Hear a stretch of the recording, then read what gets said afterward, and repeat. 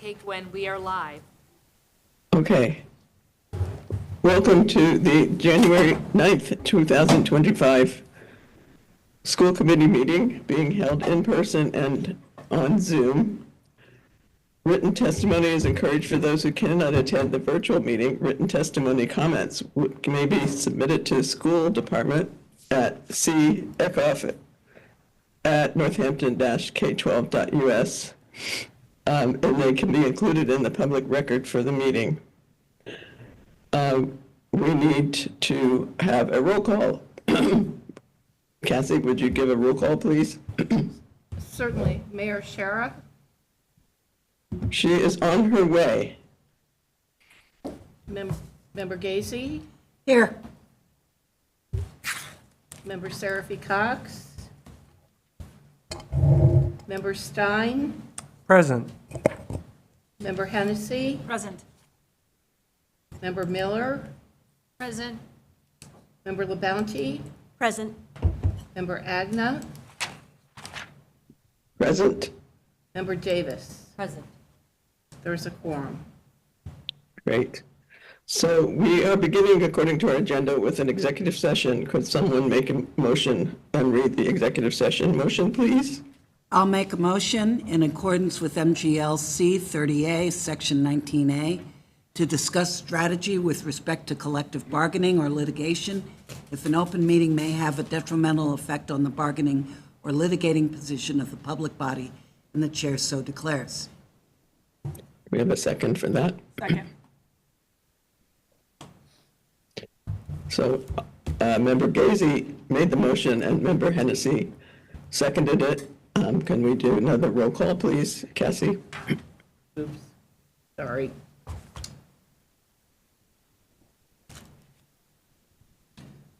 Member Gazy, Present. No, yes. No, yes you or say no? yes. Yes, sorry. Member Stein, Yes. Member Hennessy, Yes. Member Miller, Yes. Member LaBounty, Yes. Member Agna, Yes. Member Davis. Yes. Mayor Shara's absent. Okay. She will be here, and so we need to move to the executive session, and that means actually moving as well. And Dr. Bonner, is that the library this time? I can't remember which room was reserved for the executive session. We have the guidance office reserved. Oh, the guidance office, of course. Okay. So everybody else, we can put, Kathy, would you put people in the waiting room? And then we will welcome everyone back after we finished our executive session.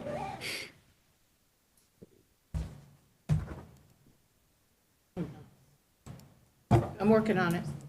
Okay. We can start making our way. Yeah.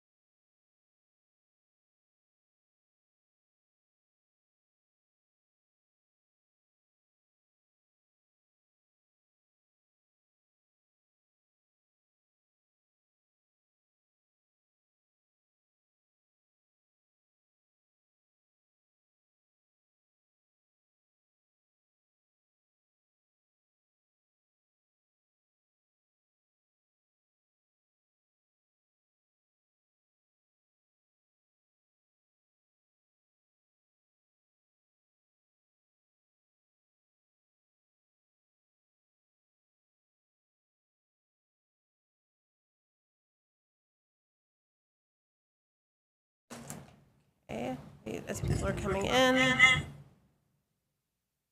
Doesn't bode well. Maybe try and, Do you have your volume off? It is. turn off your Zoom volume or audio. I got it. Okay. My audio is not joined at all. That's why there's no little microphone. All right, we are back. Thank you to everyone who was waiting. And next on the agenda, so we're back in our open session, and the school committee norms are next on our agenda, and I'm going to turn it to Member Gazy. And we were going to have maybe a very brief discussion about whether we feel like continuing with this in the beginning of the meeting is a good use of our time. Right. Maybe, can you pull the mic towards you? So the question is, do we think this is helpful? Some people do it, some people don't. We haven't budged some. We had the, you want to try again on one of these norms? Or do you want to pass and get on with the meeting? Anyone have an opinion on, I mean, I think one of the issues that's been articulated is that, we don't necessarily all fill them out, or that the system, the scoring system is challenging, and so we could change the scoring system. If everyone doesn't fill them out, then how effective or, how representative are they? Anyone have thoughts? I do. Yes. I do find the scoring system a little challenging. I know, it's 0 to 2. See, I don't know why that's hard for me, but it is. And I think when we're filling them out, I am done. I love y'all, but I'm done, right? I want to go home. It's 1 o'clock in the morning, and the last thing I want to do is fill this thing out because I'm grumpy. So I think that I would rather even think about it for a minute and email my vote in, my number, than do it right here because I'm not in the space if we do it at the end. That's just my feeling about it. Okay, thank you. Anyone else? Member Stein? I could be persuaded either way. I think if we want to continue to do it, we have to change it in a way because the numbers don't really tell us anything useful, right? We don't know why someone graded it a 2 or why the average was low. And so then there's no conversation about why it was low or high to reinforce or change anything that people don't like. So to me, it's unclear, like the utility of just having 0 to 2. And then no one will know, well, why was it a 0? Well, I don't know, we could all speculate, but there's, unless we're going to have a discussion about it, I don't think it makes any sense. So I would either want to do it and actually have a discussion about why people rated it low and what norms did they think were violated or upheld really well, or not do it. It could either be useful in that way, or if we don't want to do that, then we should just scrap it because it's not telling us anything. Yes, go ahead. I have found the primary utility of it to be during my own reflection. Follow through on committee commitments. That reminds me that, oh, wait, what is it that we committed to that we need to follow up on? So, I don't know necessarily that tells us anything for the broader committee, but just saying that I have found that part of it to be useful. Looking at just thinking for myself, okay, how did we do this? What went well? And then thinking about how to improve my own behavior is the only behavior that I have control over. So, I think what, excuse me, I think what I find helpful is to just look at it at the beginning of a meeting to remind myself of the different norms so that I keep them in my head as we're speaking. I'm not sure that it has helped in any way for me to go through and rate them at the end. That has not been helpful to me. But I think that if I knew that all of us were keeping them in our heads so that we think about them before we speak during a meeting, I think that's more helpful to me. My 2 cents. Sorry, go ahead, Member Davis. I would, I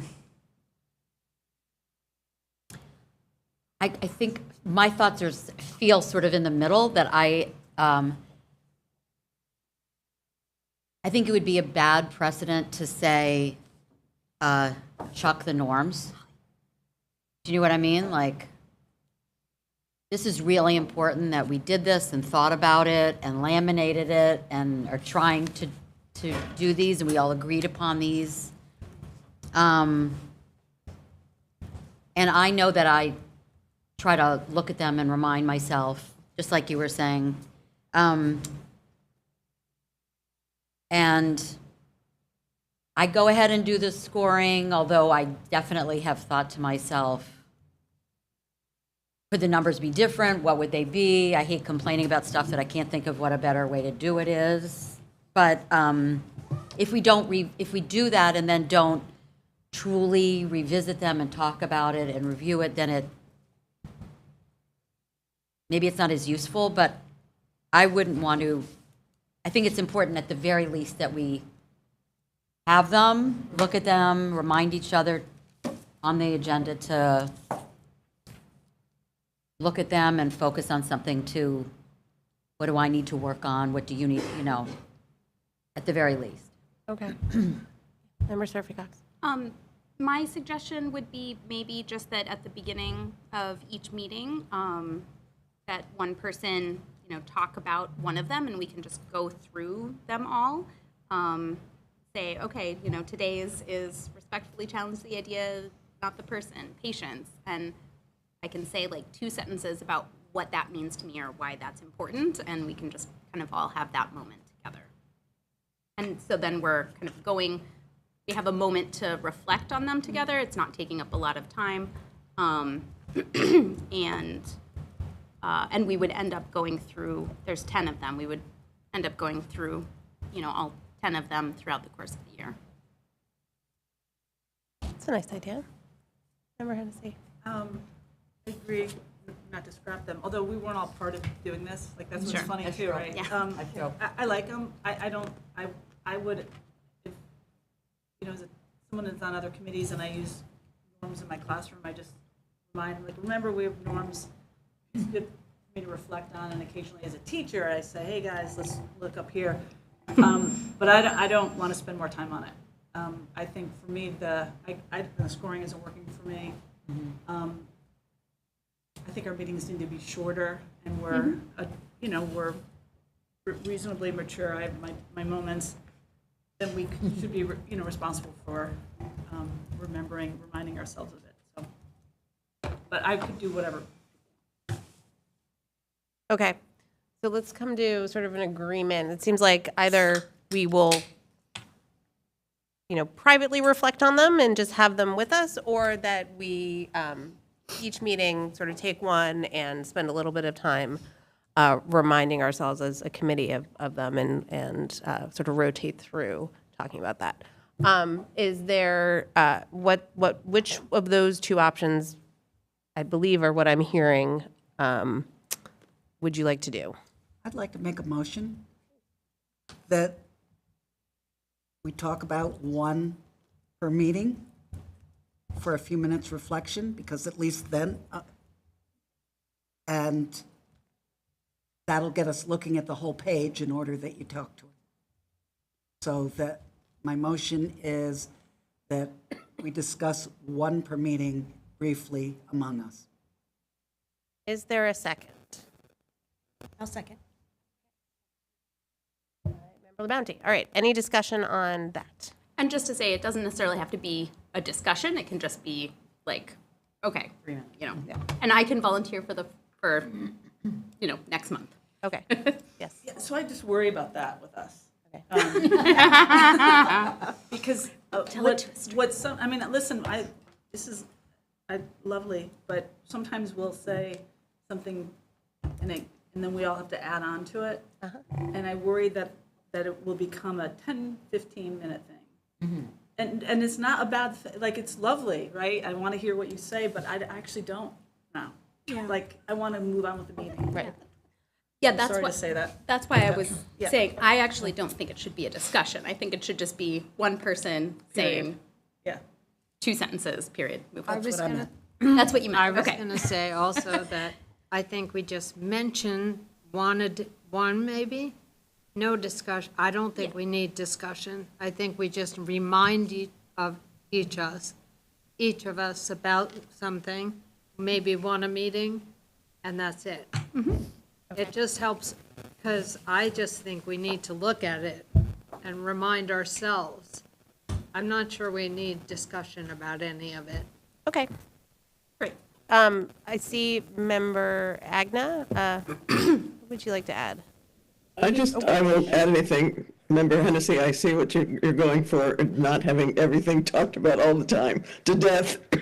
But I also think that we are a public body and that it's great for us to model something for the public. Not that we're certainly a good model at some points, but I think that having that kind of exposure, as it were, to our constituents is a good thing. And I do like the idea of one person per meeting and not having lots of discussion about it, just modeling how we're looking at ourselves as members of the school committee. Thank you. Great, thank you. Okay, Member Stein. Sorry, I'm thinking I have to unmute, but I I already made that mistake. I mean, I think the utility of, like, I understand what you're all saying, and I hear you saying, well, this allows us to self-reflect on our own behavior here.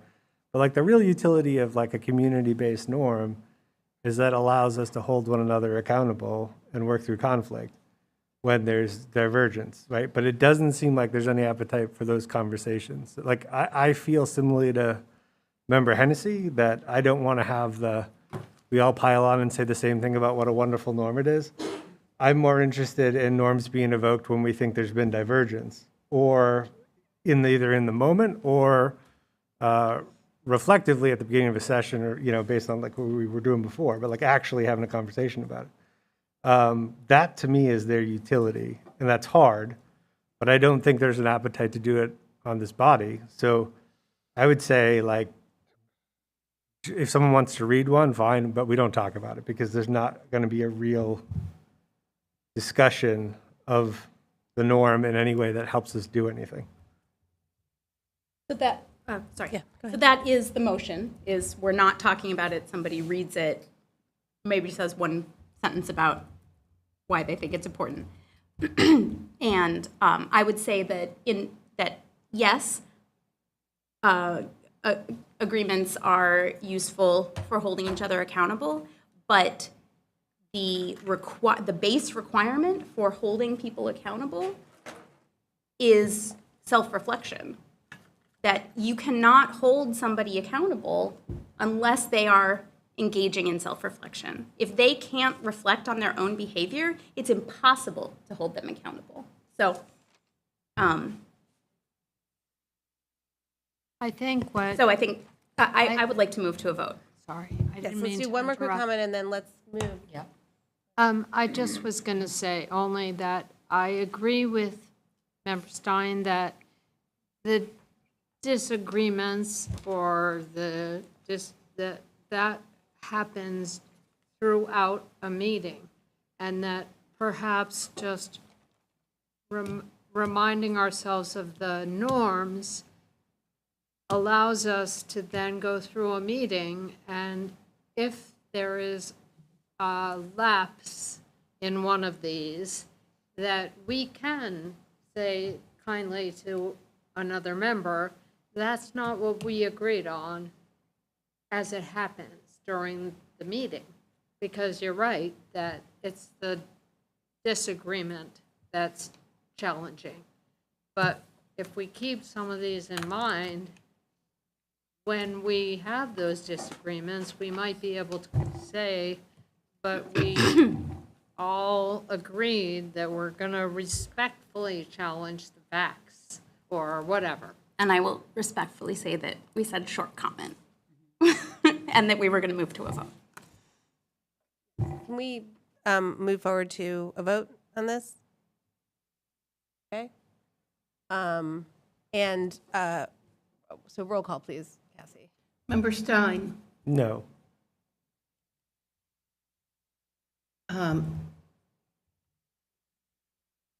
Member Hennessy. No. No. Member Miller, No. Member LaBounty, Yes. Member Agna, Yes. Member Davis, Yes. Mayor Shara, Yes. Member Gazy, Yes. Member Seraphy Cox. Yes. 3 noes and 6 yeses. Yeah. So I appreciate your volunteering to start. Might it make sense to start with Ward 1 and just so we don't lose track of Love where it. we are? Yes. Okay, so we'll start with Ward 1 and then we'll move on through and we'll do at-large at the end. How about that? And that way we can stay organized with it. Great, terrific, thank you. Okay, and next up we have the student representative report. Thanks for being so patient. Hi everyone, I'm Anna Lucia. And I'm Scarlett Bowman. Our first update is an upcoming event, which is the NHS Winter Concert. This is going to highlight the NHS Jazz Band, Chorus, Northampton's a cappella, and Symphony Band. Anna Lucia and I are performing, and we're very excited, and it is next Wednesday at 7. This week, the entire 10th grade is meeting with their guidance counselors in Flex Block to talk about a questionnaire survey about careers and colleges, and it gives us recommendations on careers based on personality types and different questions asked about interests and your personality and how you work. And also happening this week and next week is senior capstones. These are semester-long projects open to seniors, and they can explore a topic during a period during the day that interests them, and they give presentations these 2 weeks at the end of the semester, and it's a really awesome opportunity for people to explore their interests and hear about other people's interests. And for some sports, there was a ski race today, a swim meet tomorrow against Chicopee High at 5:30 here at JFK, and an away boys basketball game at South Hadley tomorrow at 5:30 for the JV players and 7 for varsity. On Saturday, January 18th, the Environmental Club will be hosting a styrofoam collection drive in the NHS parking lot. You'll enter through the Milton Street entrance and pay $5 for them to take a large bag of styrofoam off of your hands. This is a really great and sustainable way to recycle your styrofoam. And lastly, end of the semester is nearing, so many students are preparing for finals and midterms, and the last day of the semester is January 23rd. And by the time we see you next, we'll be about 3 weeks into the new semester. That's it. Great, thank you so much. Anyone have any questions or comments? Students? I'm going to turn on the recording now. Oh, yes, please. Recording in progress. Thank you. No? Okay, thank you so much. Really appreciate it. Okay, that brings us to public comment. And Records it all? sorry? Where did that come from?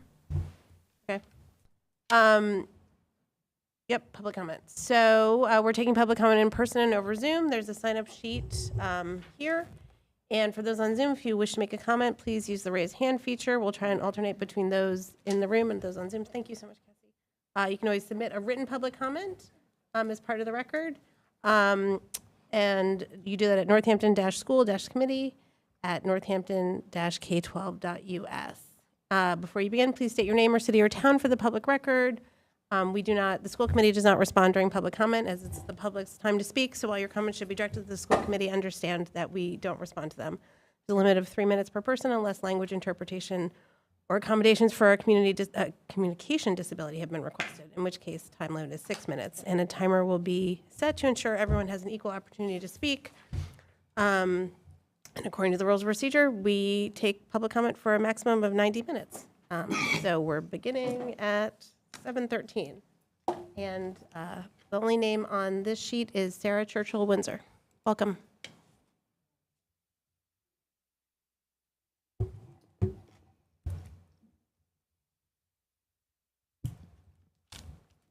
First meeting where I've had to have reading glasses, but Welcome to the club. Happens. feeling welcome. My name is Sarah Churchill Windsor. I live in South Deerfield, Massachusetts, and I am in my 17th year as a JFK special education educator here in Florence, Mass. For 14 of those years, I was a 6th grade special education teacher, and I've served as building special education coordinator up to the present. I've also spent the last 13 years as an officer of NACE, serving as the Professional Rights and Responsibilities Chair. I'm here tonight to speak for teachers and paraprofessionals of JFK. We are very lucky to have the administrative support that we've got. Our current interim principal at JFK, Katie Lockery, is a lifelong educator who puts herself in the shoes of our staff on a daily basis. She has been known to set up a mobile office in the hallway so that she can be available to parents and stakeholders while being present and available to students and staff.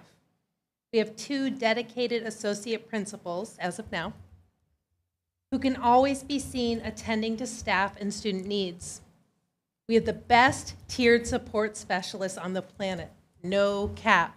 For those of you who are not familiar with middle school lingo, I'm pretty sure that means the same as being legit. Our staff is second to none. We are caring and attentive, data-driven and comforting, stern but flexible, really, all at the same time. I remember years ago there was a Far Side comic, and it was an old lady strolling through HE double hockey sticks, whistling. And a demon leans over to another demon and says, "Don't even bother with her. She taught middle school." So, it's really apparent that we have a staff, from clerical members to cafeteria staff, from RBTs to school nurses. We are a horde of folks that want to see the best outcome for our particularly awesome students, some of which I see relatives of in this room, and I love your students dearly. Having said all that, it's important to know that we are in distress. Teachers are stretched thin with large class sizes. Our administrators are asked to run the school, which is a full-time job, but are also tasked to deal with student conflicts and behaviors that interrupt instruction, made worse by COVID. It is not an easy job. Our administrators have had to send out email requests to have staff give up their lunch to cover student lunch, to give up their preps to cover a class, and special educators have been asked to cover classes in lieu of having a sub cover the class so that the SE teacher can focus on their service delivery. We are being stretched too thin, and it is a direct result of the budget cuts that took place last year and a lack of funding. Simply put, there are too few bodies in the building to be able to run a functional school. Middle school is a time of growth and great change. When they come in as 6th graders, they're these adorable, short, little, pudgy-faced cherubs. They're eager to learn, they're bright-eyed and bushy-tailed. By the time they leave 8th grade, they're cool. They know what they want. They're ready for the challenges of high school. That's time. Could you please consider JFK, consider what we need. We need staff in our buildings to properly ensure functionality. Thank you. Thank you. Next on, I know I can't scroll for some reason. Oh, there we go. That's because that was our. Next is Maritha Wallace. Hello, my name is Maritha Wallace. I currently reside in Sunderland. I have worked at JFK, this is my 10th year. However, I've been working in special education for about 20.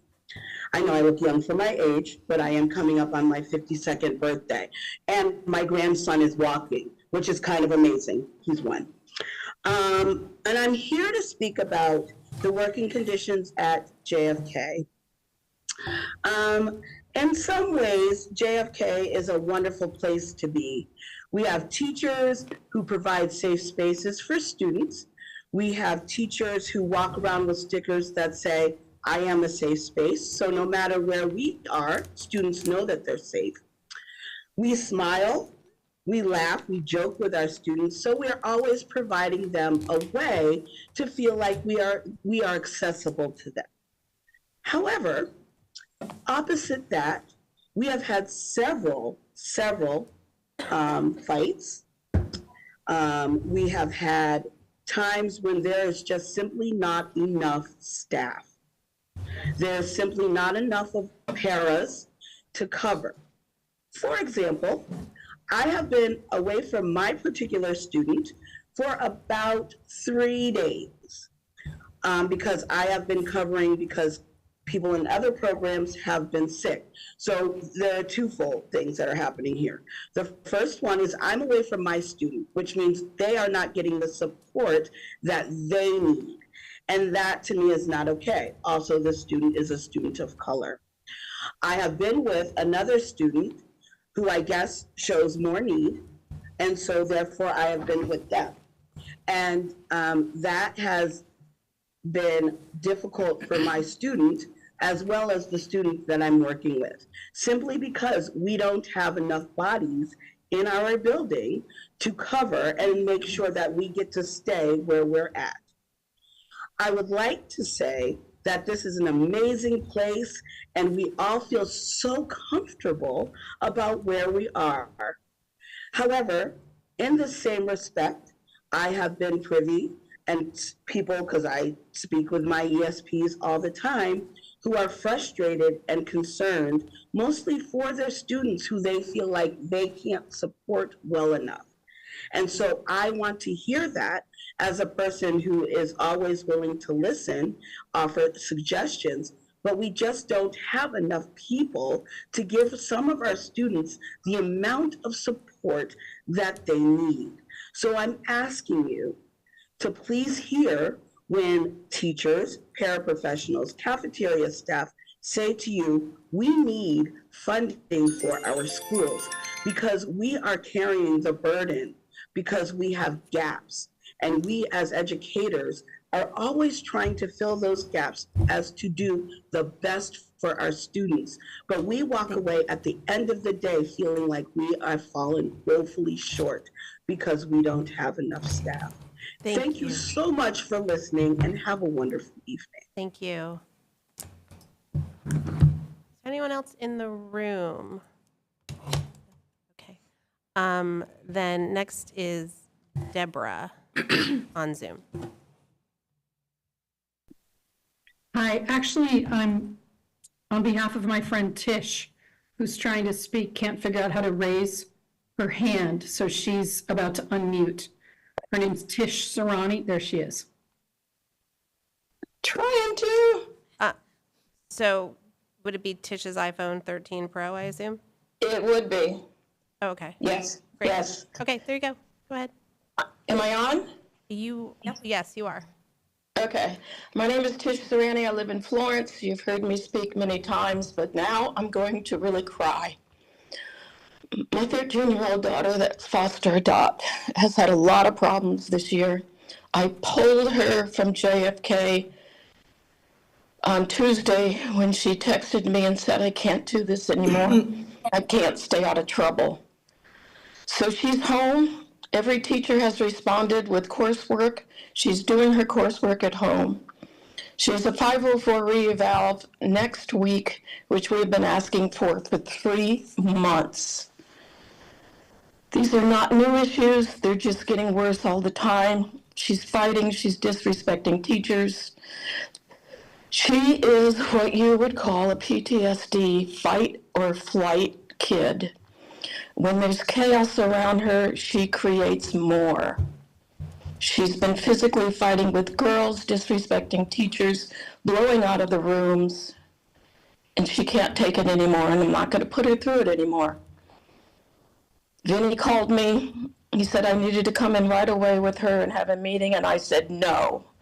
We're waiting for the 504. He said, oh, there's mandatory schooling. And I said, well, we homeschooled her for kindergarten and first grade. We'll do it again if we have to.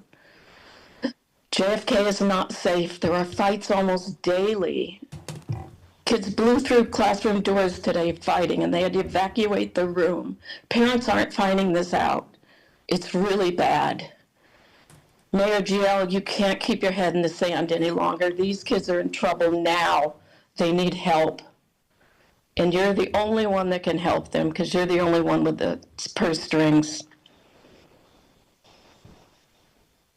I don't know what to say anymore. I've been to enough meetings. Now it's really my daughter. She can't come back to your school the way everything is. We'll be at the 504 on Thursday. She's probably going to need an IEP now, and you're going to have to pay for that. And if she needs private school, you're going to have to pay for that too. So here you are. The bank's crashing in on the schools. It's going to cost you more. That's it. Goodbye.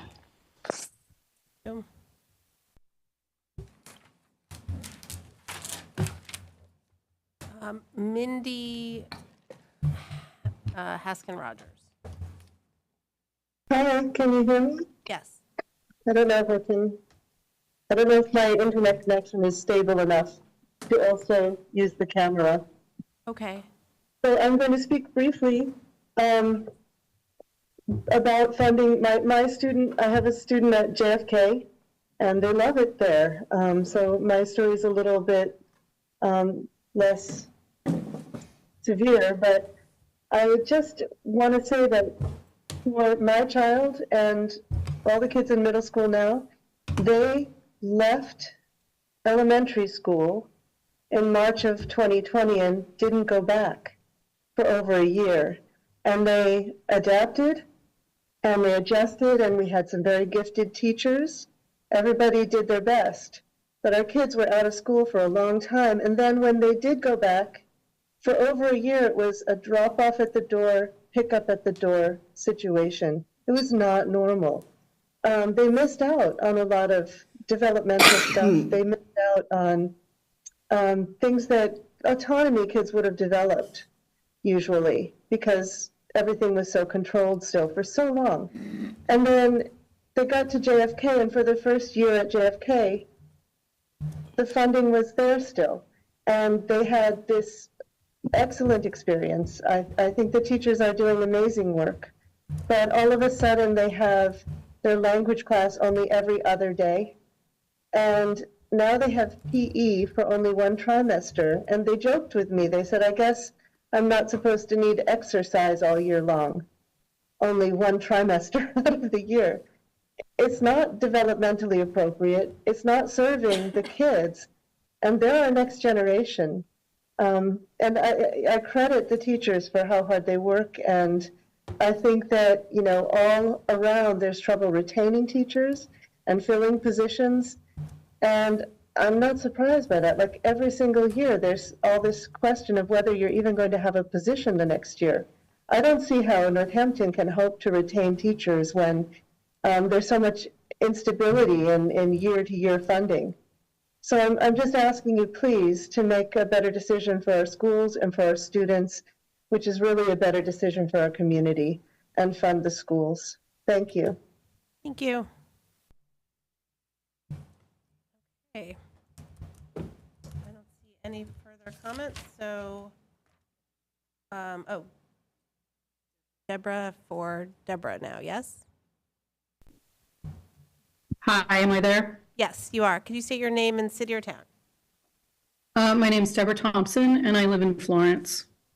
I've been attending these meetings and watching school committee meetings and city council meetings for over a year now around the budget issue. And I'm disappointed that I haven't seen anyone take up the reins to try to fix this problem. It feels like we're just kind of coasting into another year of budget cuts. And I have seen some people try. I don't need to name all of those examples now, but Carrie LaBounty trying to, connect with city council and getting rejected is coming to mind at the moment. But this is your legacy, and it's defunding the schools to create a lot of free cash that you can then reassign to projects. And I'm frustrated. I'm frustrated to hear friends like Tish, who I've met this year, my friend Lisa, and hear what's going on with our children. And I'm frustrated to never see any of you guys formulate a response or try to help. So again, I wasn't going to say anything tonight, but this is your legacy. Every single time I speak, I say, please do something. Please do something. Those of us who are willing to do the work will help. There has to be a better way. I'm out of things to say. Good night, everybody. Thank you. Okay, moving on to announcements. Any announcements from school committee members? Member Stein. Yeah, I just wanted to let our community know that our current COVID wastewater levels are quite high. We are rapidly approaching very close to our high from the September surge, and then we'll move on to the high from the July surge. I know we pretend it's seasonal, but locally we're in the midst of a very large COVID surge. CDC urges everyone to mask 5 days after they return from an infection.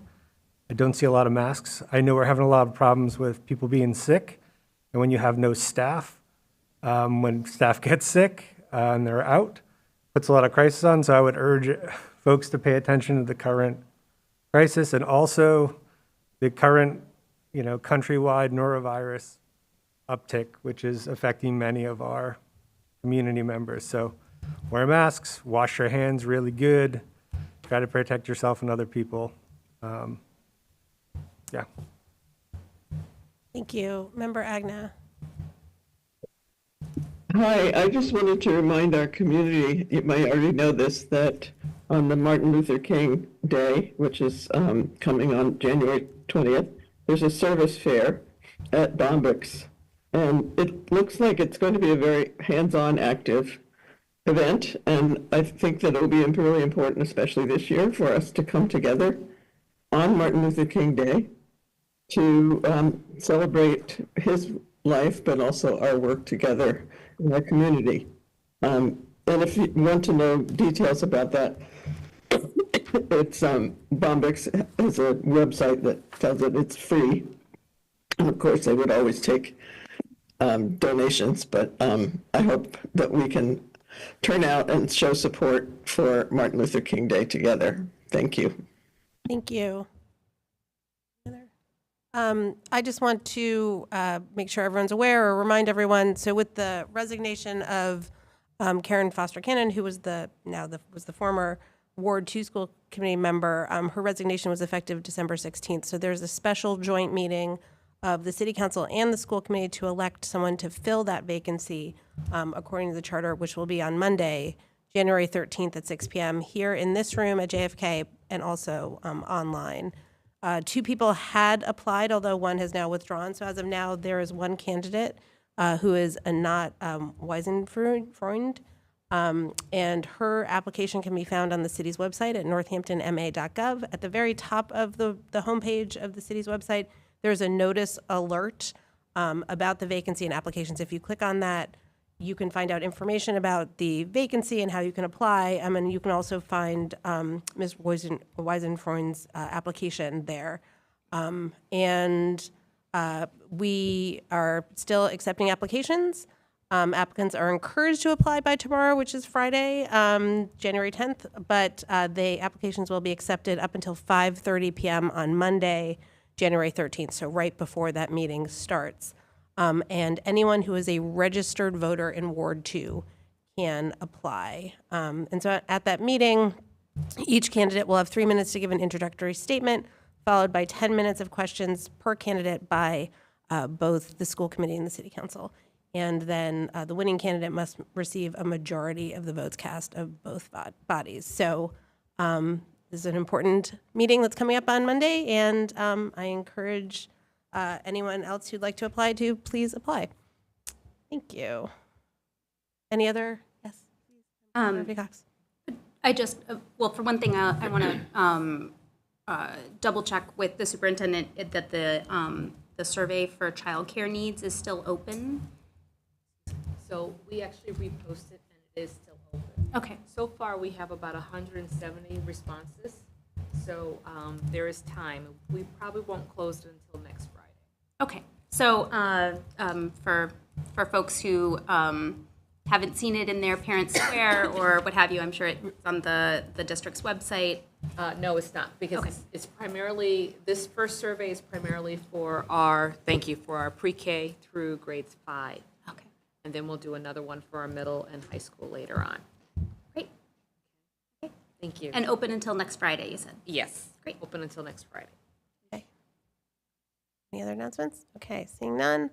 We are moving on to recommended actions, our consent agenda. I'm going to read the items and then ask for any removals. There's no discussion on the consent agenda. So these are the December 12th, 2024 Student Advisory Committee minutes, December 11th, 2024 Special School Committee meeting minutes, December 12th, 2024 School Committee minutes, February 27th, 2023 Superintendent Search Committee meeting minutes, July 7th, 22, and July 12th. Those are both special school committee meetings, the minutes for those. And then for Jackson Street School, the PTO purchase of soccer goals, and a second reading on policy J8, which is the attendance policy, and a vote on an MOA for the interim JFK principal and restoration of the position. Any removals? Seeing none, is there a motion on the consent agenda? I would move passage of the consent agenda. Second. Motion's made by member Seraphy Cox, seconded by member Hennessy. Roll call, please, Cassie.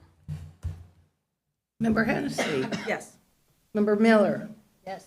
Member LaBounty. Yes. Member Agna. Yes. Member Davis. Yes. Mayor Shara. Yes. Member Gacy. Yes. Member Seraphy Cox. Yes. Member Stein. Abstain. Okay. So that brings us to new business, and the first item is the Northampton High School Program of Study, and we welcome Principal Taglieri to join us. Thank you for being here. Thank you for waiting while we did some other stuff. Oh, thank you for having me. It's like my first time, I think, in front of the school committee since I've been brought on as the principal, so thank you very much for hiring me. I'm so happy to be here. And we're presenting some changes to the program of studies tonight for the 25-6 school year. I think everybody on the committee should have received a copy of the draft of the new program of studies and also a spreadsheet with a list of the changes, the proposed, that summarizes the proposed changes in this version of the document. A brief overview of just the process that we use to arrive at these changes. It starts with a meeting with the department chairs of each of the departments. We talk about what we're looking at for the upcoming school year, general discussion of our overview for that year, and then we ask the department chairs to go back to their departments, review their sections of the program of studies with their teachers in that department, generate a list of any changes that they'd like to see made. They'll then send those changes to myself and our administrative team and our counseling team. We'll review the changes, reach back out to the chairs if we have questions about what they're proposing, and then ultimately they'll consult with their departments if needed, and then we meet individually, the guidance department, the administrative team, and each of the department chairs individually to review all of the changes that they're suggesting. And then we winnow it down to the list that you see in front of you today. So that's kind of the process we use. We did meet last night with the Curriculum and Instruction Subcommittee to have a lengthier discussion of the changes and dig into them. I don't know if it would be in the interest of the committee to review each of them again tonight, or if maybe answer questions. I'm not sure how you'd like to proceed. I think if everyone's been able to review it, does anyone have any questions or anything that they would like to talk about in particular? Okay, I'm going to start with Member Hennessy, then I'm going to go to Member Stein, and then I thought I saw Member Agnes' hand, but I'm not sure I did. Anyway, go ahead. I guess Dr. Bonner, is it appropriate for me to bring this up now? The Yes, two things. please. We had a great discussion last night. I really appreciate the work that you and your team put into this. We do need to send to the rules and policy the history changes, as it will be a change in graduation requirements. So I would add to whatever vote we take tonight, a little asterisk saying that we need pending approval of that. And the second, and I think there's some confusion, and you actually know this a little bit more deeply than I, on page 8 is the graduation requirements that requires 2 semesters senior year for a student to be present at Northampton High School in order for them to receive or earn a diploma. And that apparently had been changed or sent back to rules and policy, but hadn't come back. And you could explain how you see it in 2 different versions. Is that part of the IFK? Yeah, so the policy IFK, which is our graduation requirements policy, I'm lacking a little clarity on the active version of that policy on the board docs website that we have. It's listed as a February 27th, 2018 version of that document. I have a May 6th, 2019 version, although I don't see that posted anywhere. But it does exist, so I'm not sure which the active document, which is the active policy. Both of them do list, though, the 2 semesters at NHS have a diploma that says NHS on it. So Yeah. I don't, that we'll have to revisit. We're going to have to revisit the graduation policy, both because of the changes to history, if we want to readdress this 2-semester rule, and then also the policy does indicate the passing of MCAS, and with the most recent legislation, that's no longer, we can make a decision locally as to whether or not we want to include passing MCAS as a graduation requirement. So I suspect later this year we probably will want to meet to discuss changing the graduation policy in a number of ways. That's it for me. And again, thank you so much. Can you give the date of the later policy? So May 6th, 2019 is one that we had internally, but I don't see posted anywhere. I mean, it is quite likely that it was not posted because of issues with our previous personnel. Personnel, yes, in multiple respects, actually. So it's very likely that the 2019 version was actually the past version, or PASSED version. So that's why I wanted the date, was because it would be in the minutes. Oh, and I can look do that we up. have those minutes? And that's the other question. Which I think we do now. I think we're there. Okay, we'll check on that. Thank you. Wow. Member Stein, then Member Agna. I apologize in advance. I have about 6 questions for you. But I'm glad to see you here, and I've been hearing wonderful things about your arrival at the high school and just a lot of great things. I just want to say that the community really seems to be embracing what you're doing, and it's really wonderful to hear. Thank you. I wish you a lot of luck in what's a tough job in good circumstances. I think, this is the 4th year I've looked at a program of study for NHS, and I think you're the 3rd principal under the 3rd superintendent over that time. And so one of these questions is one we've been talking about for 4 years, and each year we're supposed to get an update, and I'm sure you weren't told that we're supposed to get an update because we don't really follow through on committee commitments. But one thing that I want to ask you about is standards-based grading. I noticed you have a sheet in here that explains how GPAs and grades are calculated. I didn't see any mention in the 69 pages of standards-based grading. So if you could explain to us what's currently happening in terms of standards-based grading at the high school, does it still exist unevenly? Has it been scrapped altogether? Is it being translated into this GPA chart? What is happening?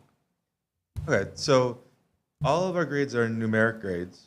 And so for the translation purposes in the chart and the program of studies, any grading practice that's happening at the high school should be translatable into that, the chart that explains the grades.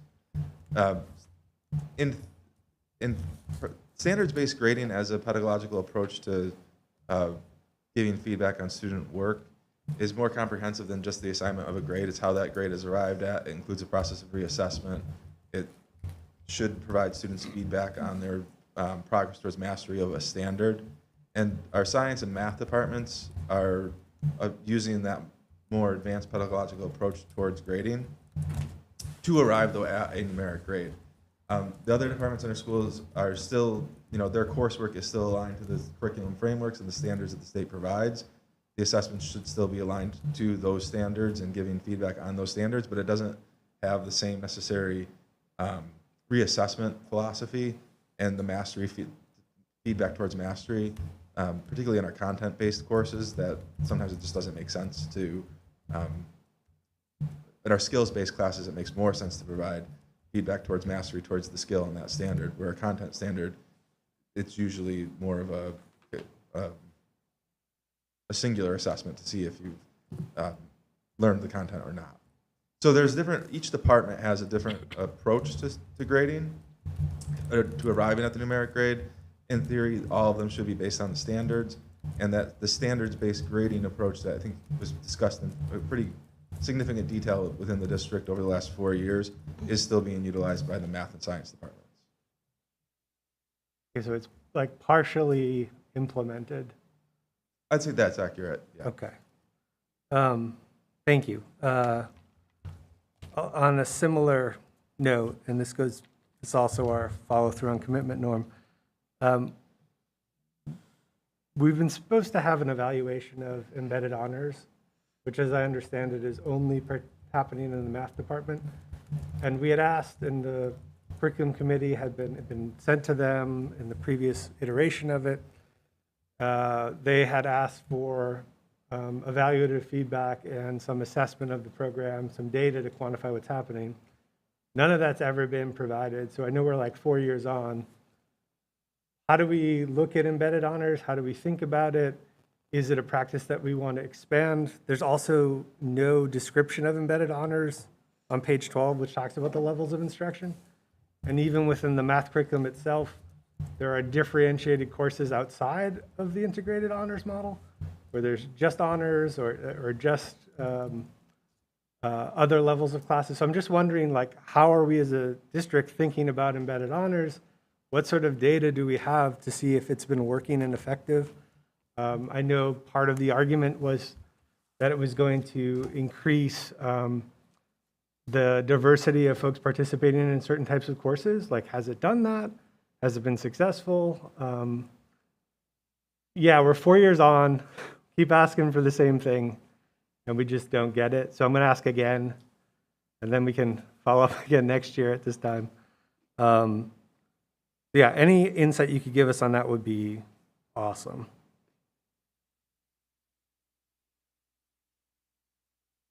Just jotting some notes to. Yeah, sure. Take your time.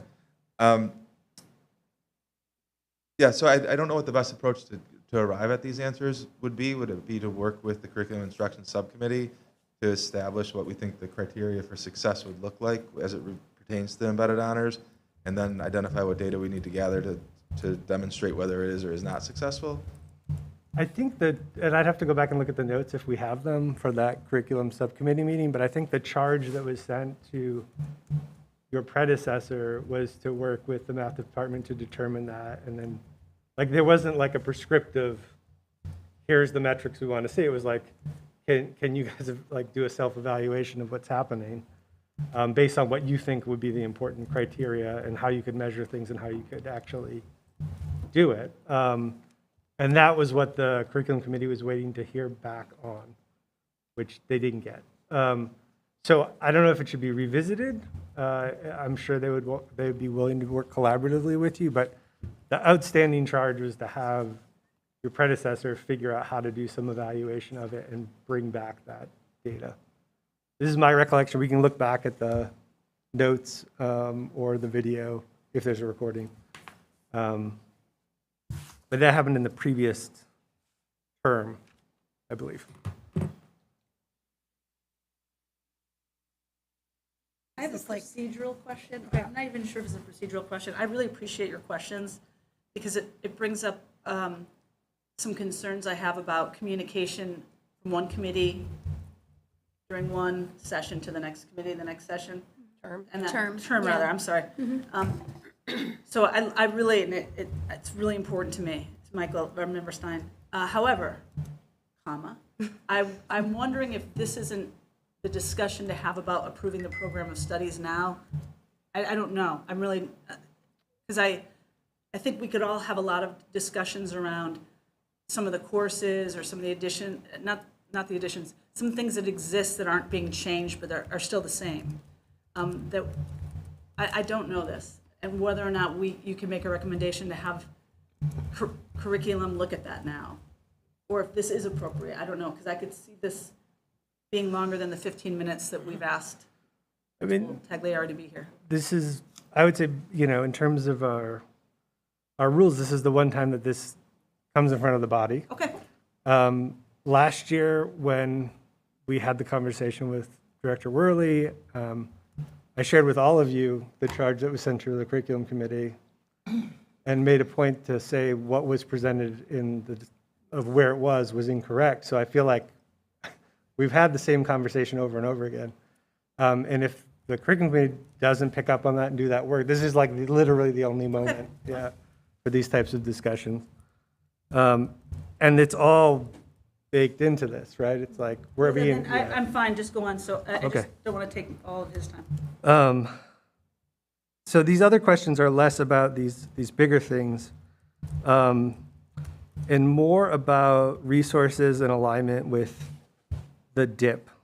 So when I look at this plan of study, and we looked at the one last year, it was unclear that the plan of study could be accomplished with the staffing levels and the horizon of cuts.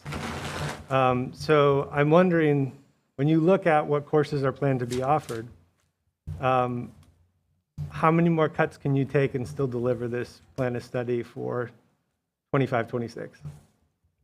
The question is, how many more cuts can I take? Yeah. I mean, I'm hoping none.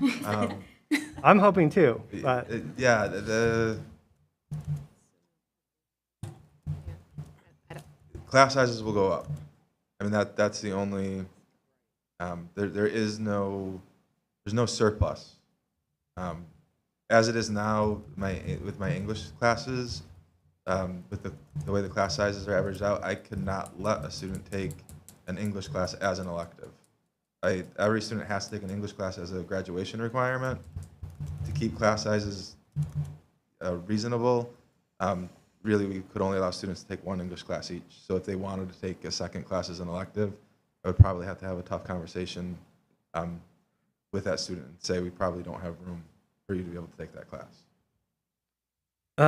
The other sort of related question to this was, how difficult was it for students to have a full schedule? I mean, one thing I've heard this current year was that there's more teaching assistants than usual, and that may be related to the inability of people to get course credits elsewhere because they can't find open courses or they're remote. Like, what sort of pressure are we putting on the current full, like, I guess one way to ask the question is, are all of the students taking a full course load? And for those that aren't, was that largely because they didn't have classes that they could take? I would have to consult with my guidance department to have a full answer, complete answer onto that question. I think there's capacity for every student to take a full course load. We're fortunate that we have the opportunities with Smith College, our dual enrollment program, our internship program, work study program, so that not primarily our seniors, some juniors as well, aren't always taking a full course load of classes with NHS teachers.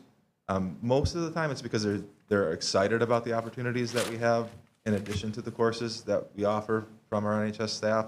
I don't think it's often driven by a need, like they can't have a course. There may, in some instances, there may not be a course that's of the most interest to them, but we have a seat available if they were looking to take an elective. Usually can make that fit.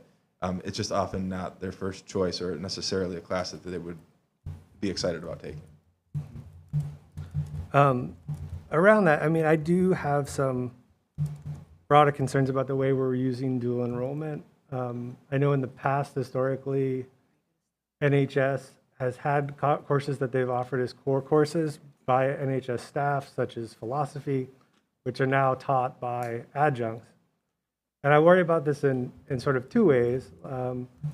One is like bargaining unit erosion, where you're literally outsourcing the job. But the other one I worry about is like the quality and the consistency of those courses compared to the same offering, but from an actual NHS staff member. Do you have any thoughts on that with dual enrollment? I like dual enrollment for the purpose of students who maybe aren't 100% sure if they want to go to college, or if they don't necessarily see themselves as a college student, and we're able to give them the opportunity to take a class at the high school with a college professor where they can demonstrate success at the collegiate level and then gain that confidence and start to reevaluate their own self-image and reassess their own ability to be successful at the college level. I think that's the real promise of dual enrollment, is to reach out to that population of student who is questioning whether or not college is for them. So to have that opportunity and be able to house it on campus so that the students don't have to drive or leave campus, it just fits into their schedule as part of our schedule. I really love that about the dual enrollment courses. We are paring it down slightly so that it's mostly electives that we don't currently offer or are able to offer at the high school. I think that's the direction we'd like to move in. So it would be doubly beneficial, and that we also have the opportunity to offer some additional classes that we don't have the staff to be able to offer. But as a concept, I think it is really important that we maintain some level of dual enrollment for our students who are questioning whether or not they would be successful in college. Just my last question for you. I know my colleagues probably have questions. In the DIP goals, and also the goals in this program of study, I worry that we're not addressing the reading issues and the literacy issues of students in the high school. We added that one interventionist 2 years ago at this point. But a lot of the core goals of these departments are predicated on people and students being able to read. One of the DIP goals says that we're going to have three-tiered, multi-tiered services for ages 3 through 22. It's unclear if it's implemented or planned by June 2025. I've heard that there actually aren't like math interventionists or reading interventionist positions at the high school. I'm wondering, how are we going to achieve the goals of the DIP that this body just passed with the staffing? Like, how are we going to get to three-tiered support services for the high school in a short amount of time? That's a very good question. In the multi-tier system of support, we have the capability to do tier 1 really well and tier 3 really well. It's the interventionist, the shorter term, the 6 to 8 week short-term interventions that would require the work of an interventionist that we don't currently have the staffing to be able to really provide those. So we have pull-out classes and sub-separate programs where a more sustained tier 3 intervention can take place. Our teachers, one of our goals as a school will be to work on our tier 1 supports within class for the multi-ability, the varying abilities of our students in those classes and the supports and scaffolds that we can put into place. I think that will be addressed through partially our professional development plan. The tier 2 supports are our challenge for us. Thank you so much. Thank you. Member Agna. Hi, Principal Taglieri. Thanks again for being here twice in a row, 2 nights in a row. I really appreciate what you described as your process. We were very impressed as a subcommittee last night to hear the comprehensiveness of your reaching out to the various stakeholders and the faculty at your high school. I also know that I did raise embedded honors last night at our meeting, because I know that it has been one of those carryovers. You're right, Member Stein, we've had a lot of turnover in not only in school committee members, but also in administration at the high school and in our central office. And I would welcome the idea that we could come together finally with some stability now, I think, at the high school, at the subcommittee level, to discuss this, to look at what we had hoped to have an analysis of how embedded honors were going. And with you, Principal Taglieri, having had at least 6 months under your belt as the principal and understanding what you think the program is doing and showing. So I'm looking forward to that, and I would hope that you would be interested in joining us at our next meeting to begin that process. And undertake some kind of analysis that we'd hope to have.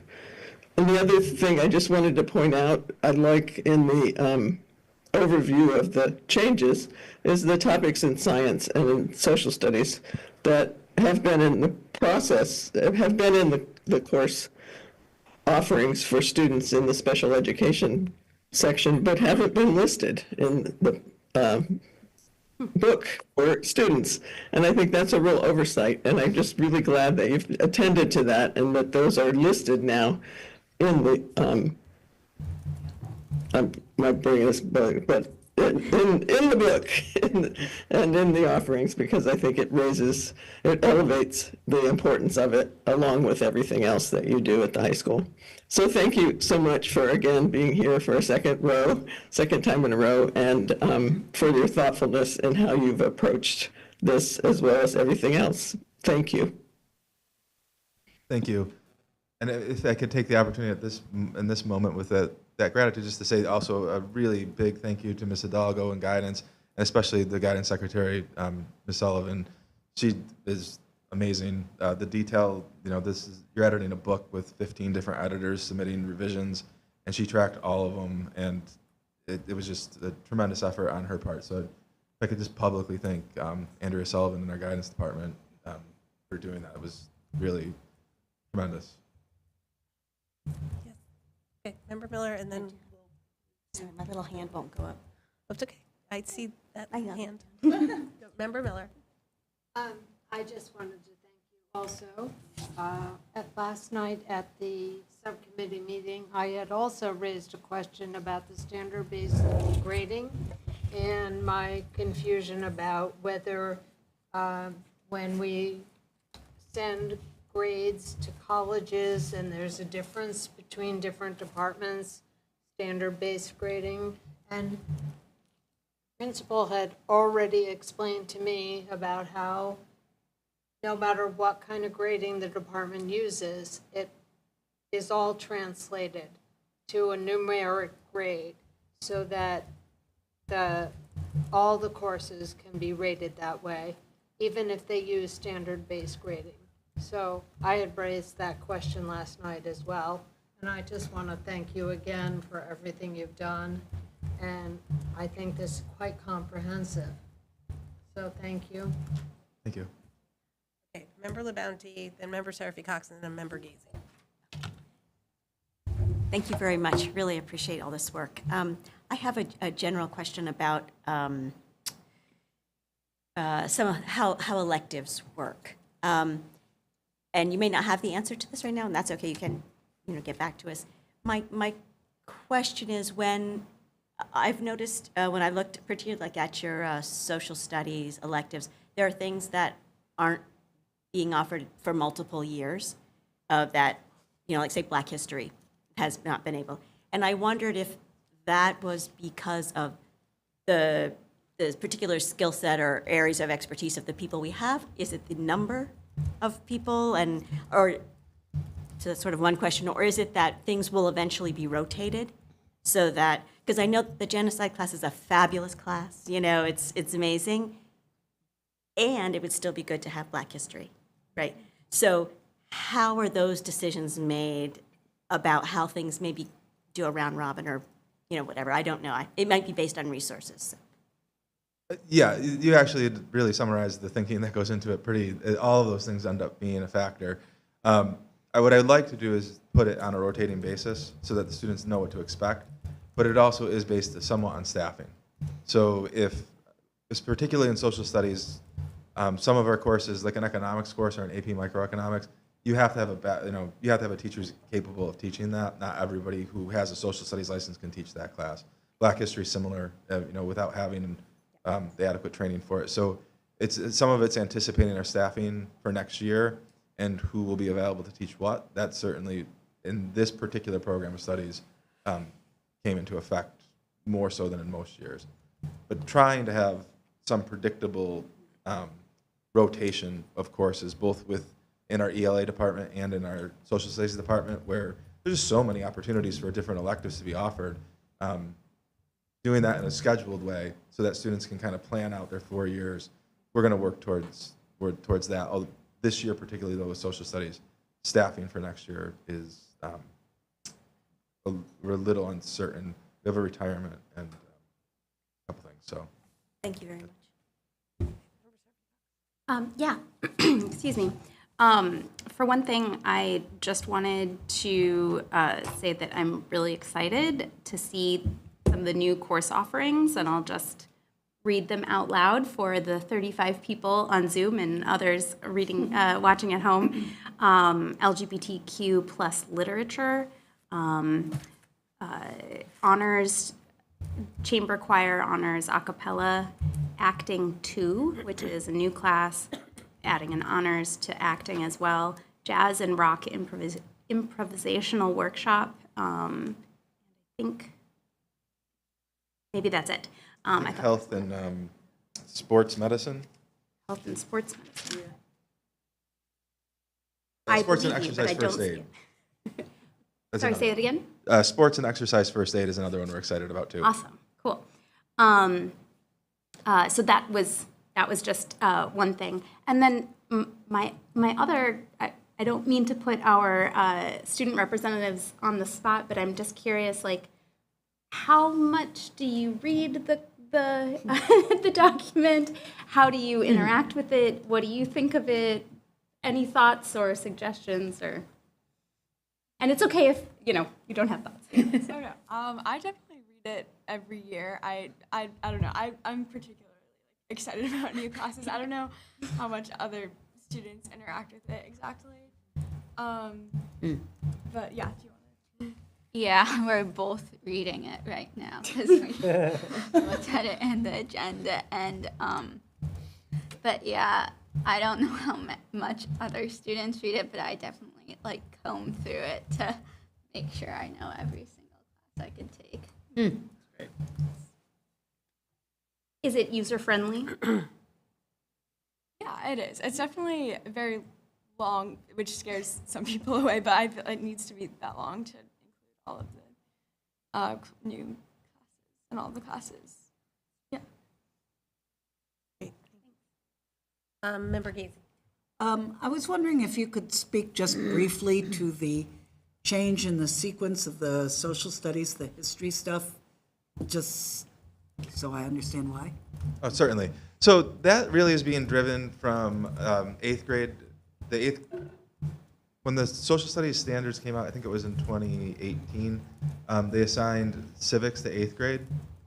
And that civics course covers a lot of early U.S. history, the founding and the constitutional era. And so what our social studies teachers have told us is that the students are coming up into 9th grade and entering US 1, and there's a lot of overlap. And so there's a lot of, we just did that, we already covered that. My understanding is that sometimes the 8th grade teachers, if they get through the civic standards, are also able to do some of the early US history in addition to the civic standards. And so that it became a little redundant for our rising 9th graders. And so we've reverted back to the world history 1, US history 2, and then the modern world history as the sequence for our social studies courses. So it was primarily driven by that. Great, thank you. Anyone else who hasn't asked questions?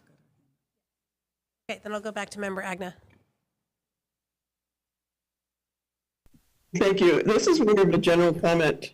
I was just reflecting after I spoke about the fact that last night we had a very robust curriculum subcommittee meeting that included a presentation. Is there a squeaky thing happening to me? Sorry. That included a presentation from Kate Zach, who's the director of the technology integration. It was really impressive and gave us a lot of information about the work that's being done in that department, especially around preparing for AI and everything. And also that we had a similar conversation with Principal Taglieri last night.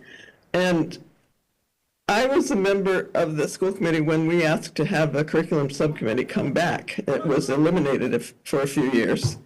And I'm looking at Member Hennessy. We had a conversation about it, who was a former member. She was on the committee when things were changed. And I wondered, at the time, I thought, oh, we should have a curriculum subcommittee. But ever since I've been on it, since it's been returned, it feels like we have people come and give their time and present really important stuff to us that really needs to be shared with everyone.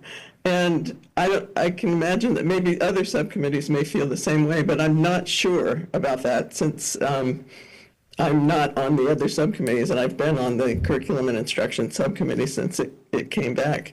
And it's a comment that I want to make, that it's a hard thing for people who work in our schools to then have to come to a meeting and present, and then have to come to school committee and present, or, as in the case of Kate Zach, she isn't coming to the school committee to present. So it would behoove all of us to look at the recording of our meeting last night so you can have some of the information that she shared with us. It's a comment. I don't know if that goes anywhere, but I think it's something that should be looked at in terms of asking for the time that we ask for these professionals who give their time every day, and then to have to come again and give their time twice. I'd like for us to even consider that at some point. Thank you. Thank you. Okay. Anybody else? All right. Seeing none, so we need a motion? We do. So I believe I've lost my agenda. There is a suggested motion on there's not. There's not. Okay, well, I imagine you can handle it with that one, yes? I'll move to, what? No, I'm just pointing to the board. Oh, yeah. I don't know if the word is confirm or approve, probably approve the NHS program of study. Motion's made by Member Seraphy Cox, seconded by I second it. Member Agna. Any further discussion? Oh, just one tiny little thing. I love the spreadsheet with the changes. That was so helpful. I've looked at this. I've now been on the committee for, 5 years? So this is my 5th one, and yeah, oh gosh. I have to give credit to Ms. Sullivan. Very helpful, thank you. Member Stein. We need Member Hennessy's previous amendment. That Yeah. was my next Okay. thing. Thank you. I'd like to add the, I don't know how to phrase it, upon approval of the rules and policies subcommittee accepting the graduation requirements. Or drafting the graduation work. Or is it just that we need to Send it. You need to send it to them for review, but the book itself should have a Like a little asterisk note. to say that the graduation Pending is approval. pending approval of school committee. With Okay. both Full the- school committee. For the history and the the attendance. Yes. history and attendance? And attendance. Okay, so I would like to amend my motion. The attendance meaning the 2 months. page 8 enrollment statement. The two-semester enrollment. That's attached to our policy that we have 2 floating copies of. So that asterisk should say something like under future consideration. Correct. Currently, it's aligned to the policy. Yep. The social studies one would not be aligned to the policy, so I could see where we would Yeah. want to put pending approval next to Correct. that. The other The other one one is- is aligned, but maybe we want to draw attention that subject to change in 2025. Exactly. Yeah. Okay, so I'll amend my motion to say, motion to approve the NHS program of study with the addition of I was going to say caveat, but asterisk note related to the history requirements and graduation attendance requirements. Does that feel clear, Madam Clerk? Cassie, you good? I'm Typing away. I'm let her type it on typing. Let her repeat it back. And in attendance requirements? Graduation attendance requirements? There's a 2-semester graduation requirement. Yeah, 2-semester graduation requirement. Okay. Any further discussion on the motion? Okay, seeing none, when you're done typing, Cassie, roll call, please. I'm almost done. Hold on one second. No worries. Okay. Better to have it right than quick. All right. Where are we here? Member Miller. Yes. Member LaBounty. Yes. Member Agna. Yes. Member Davis. Yes. Mayor Shara. Yes. Member Gacy. Yes. Member Seraphy Cox. Yes. Member Stein. Yes. Member Hennessy. Yes. Great, we're good. And does someone want to, yeah, thank you. Yes, so thank much. you so much. Thank you all, and I look Appreciate it. forward to working with you for many years to come. Thank you. Thank you. Thank you.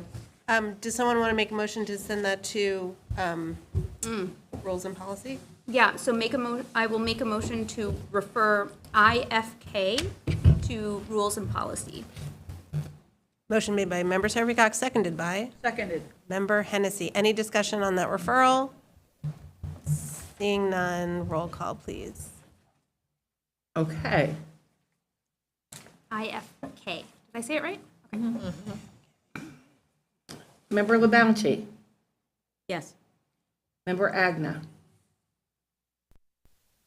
Yes. Member Davis. Yes. Mayor Shara. Yes. Member Gacy. Yes. Member Seraphy Cox. Yes. Member Stein. Yes. Member Hennessy. Yes. Member Miller. Yes. Okay, great. That will be headed there. Next item is the school committee calendar, which is attached on the agenda. And I can't get it to open just yet. We need to move to approve the calendar. I will say there were late-breaking negotiation dates, and I think curriculum was okay, and superintendent evaluation has yet to confirm. Okay, so do you mean that things have been added to this calendar that maybe people haven't seen, or? No. Okay. I mean, that things have yet to be added to this Okay. calendar. Got it. Okay. Does anyone want to say what those are? Would that be helpful, or do we just feel comfortable? I can pull it up. Yep.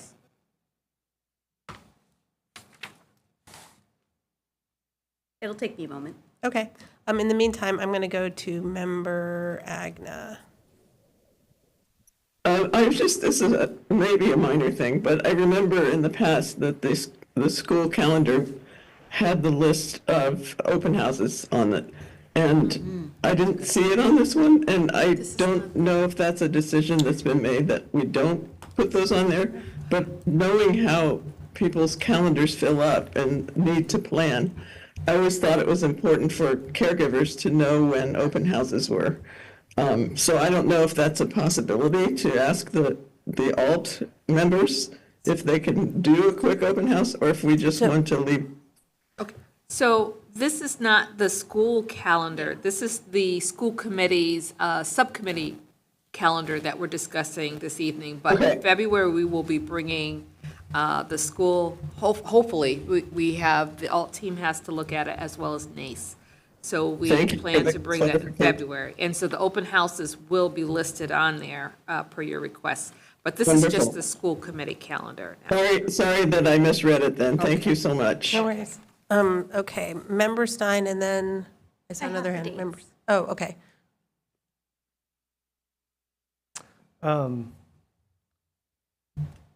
I think we should wait to vote on this until our next meeting. We're going to have a new member coming in. They're going to be assigned to subcommittees. It's unclear to me that we know whether or not the dates of the subcommittee meetings will work for them, which is one concern. Just the other thing that I would add is I believe that Member Labonte and I are going to hold a Budget and Property Subcommittee meeting before February 10th.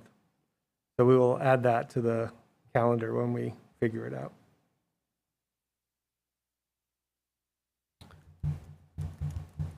Member Serphy Cox, did you want to say what those dates were? I have the dates, and then I also have a comment. Okay, so I think January 22nd is on there, right?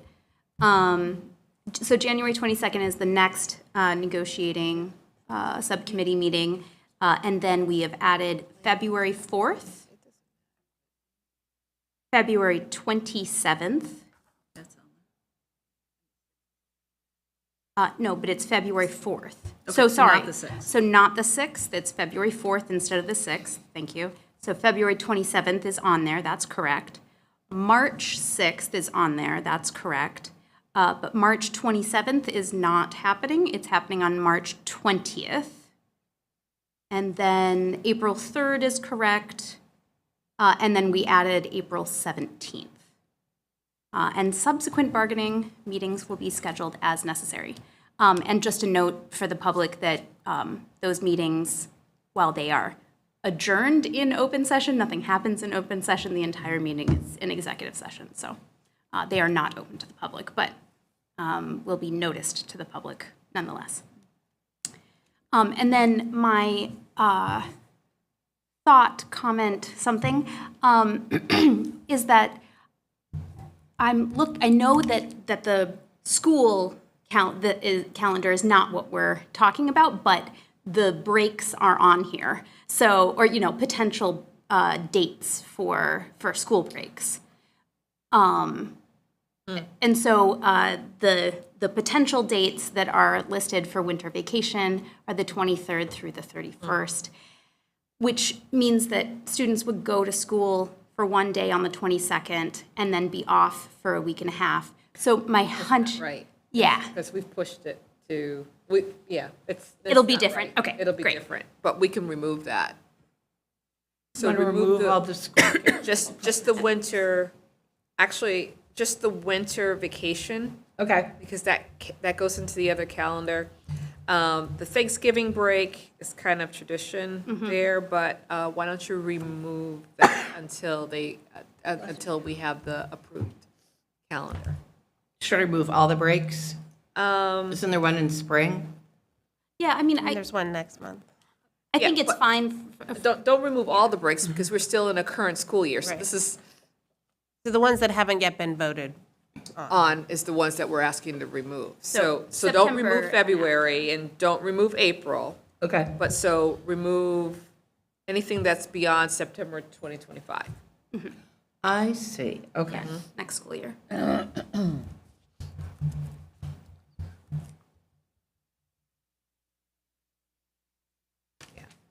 Okay, is there other discussion?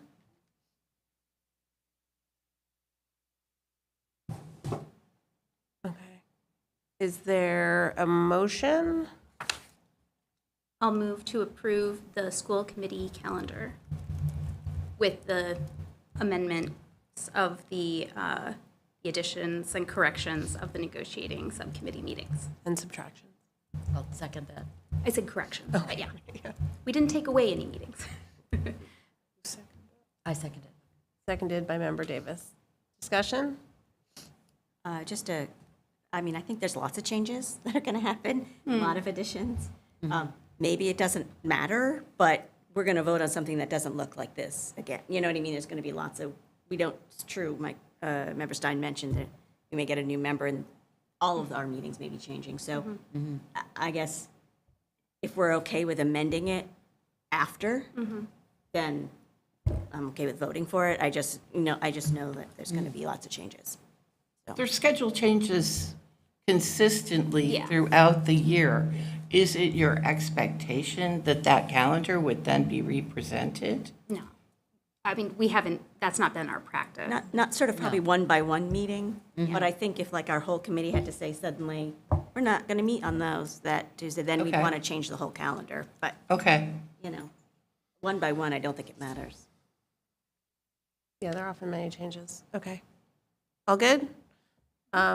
Roll call, please. Member Agna, Yes. Member Davis, Yes. Mayor Shara, Yes. Member Gacy, Yes. Member Seraphy Cox, Yes. Member Stein, No. Member Hennessy. Yes. Member Miller, Yes. Member LaBounty. Yes. Passes. Everyone, great. Okay, item C is a vote on the Hemingway Scholarship Trust trustee appointment. And I'll just give my understanding of this. So this is a scholarship trust for, that gives out 2 college scholarships each year, or it gives out to 2 different students get a scholarship each year. And apparently someone has to sign a document that gets filed in the probate and family court so that the schools can continue to be the beneficiary of this trust. And this trust has a requirement that there be a reappointment of the trustee every 5 years. So I don't know if you remember this from 5 years ago, but this is exactly the process that happens every 5 years with the same information. And so this is authorizing or renewing us as the trustee so these scholarships can then be granted annually. And I don't know if you have anything, if anyone wants to know how that process, how they get granted, I don't know. I don't know if Dr. The Bonner. trustee will have to know, though. Well, the trustee is the city, like the city holds the trust, Yeah. but doesn't give the scholarships. Right. No, sorry, I meant, we're the trustee appointment. So that's what I'm saying, is that the person who we appoint will need to be briefed on that process, is all I was saying. I guess you are appointing me to sign this for the probate court to then allow the city to hold that scholarship or that trust. We do for many. But I have never given out one of these scholarships, so it's clearly not me who does that. Gotcha. Yeah. So I don't know if you know anything about this process or how they get. Well, it depends given. upon how this trust is set up and what the parameters are in terms of how they present the scholarships annually. So I would probably check with Alan Seawald as well as with Bobby. Well, actually, more I would so check with you. Bobby. Bobby first. Because I mean, I spoke to Ellen Seawald. Yeah, he and- doesn't know, Yeah, but- every 5 years, he must file this. So we have to look at what the parameters are in terms of how to determine who receives that scholarship. There's, I'm sure, a scholarship committee at the high school who knows, right? Yeah. They probably do. That's Yeah. what And I I'm so just- sure that they're involved in this. Yeah. And so it's just a, So is there a motion so that we can keep administering this trust?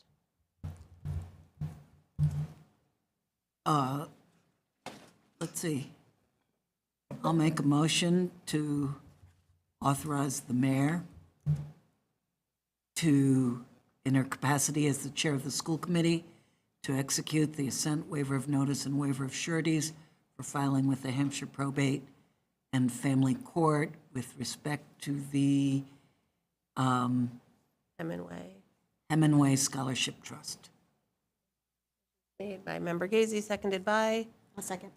By Member LaBounty. Any further discussion? Seeing none, roll call, please. Member Davis. Yes. Mayor Shara. Yes. Member Gazy. Yes. Member Seraphy Cox. Yes. Member Stein. Yes. Member Hennessy. Yes. Member Miller. Yes. Member LaBounty. Yes. Member Agna. Yes. Unanimous. Thank you. This moves us to reports and recommendations and superintendent's report. Okay. Well, good evening to everyone. My report is going to be very brief because we've only really had 2.5 weeks of school since the last time I saw you. So I wanted to tell you what we've been up to in central office. So the last few days, we've started our budget meetings with our administrators and department heads. And we will be doing that over the next 2 weeks to begin drafting the first view budget, our preliminary budget. And just to remind everyone that we are going to do 3 versions of the budget, or 3 actual, 3 versions of the budget, which will show you the targeted 4%, and then the level services budget, as well as we're calling it our dream budget, but the budget in terms of the requests, additional requests that may be coming in from our administrators. And so that's the work that we have commenced, and it's a lot of work. And then also, I've been spending a lot of time with the chair of the negotiating subcommittee, and that is a lot of work. And so we've been quite busy in terms of negotiations, as well as starting to build next year's budget. So that's the end of my report this evening. Okay, thank you. Yeah, I'm sorry, Superintendent, you said a date of when you expected to bring the first look budget, and I didn't retain that information. So, or approximate, I mean, just whatever you had said. So we're back at the normal time of when we present the budget. And I actually have, the plan is to bring it forward to you all.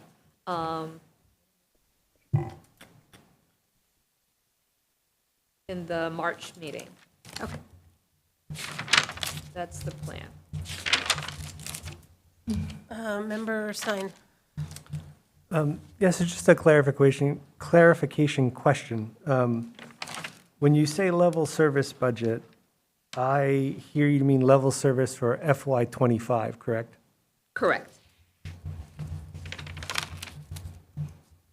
There's also something I want to share with the public too, I forgot. And so when we're working with the base of the budget for this year, so we just recently were approved for an additional $40,000 that will be appropriated to Bridge Street School for 2 new positions. And that money will be rolled into our base. So we will have a different number to start with. And Bobby is right here on the screen. And she will, if you have questions about that, she will clarify with that. Okay, so moving on to Bobby. Hi, Bobby. Hi, everybody. I too don't have anything for tonight. I will bring in February the quarterly report along with grants and revolving funds for everybody to review. So I'll have that for February, but otherwise, if anybody has any questions, I'm happy to answer. Questions? Bobby? Member Stein. Hey, Bobby, I do have a question about this, this 40,000, right? So this came out of the grievance that we heard and the decision of the committee, which was then honored and brought forward as the financial order, right?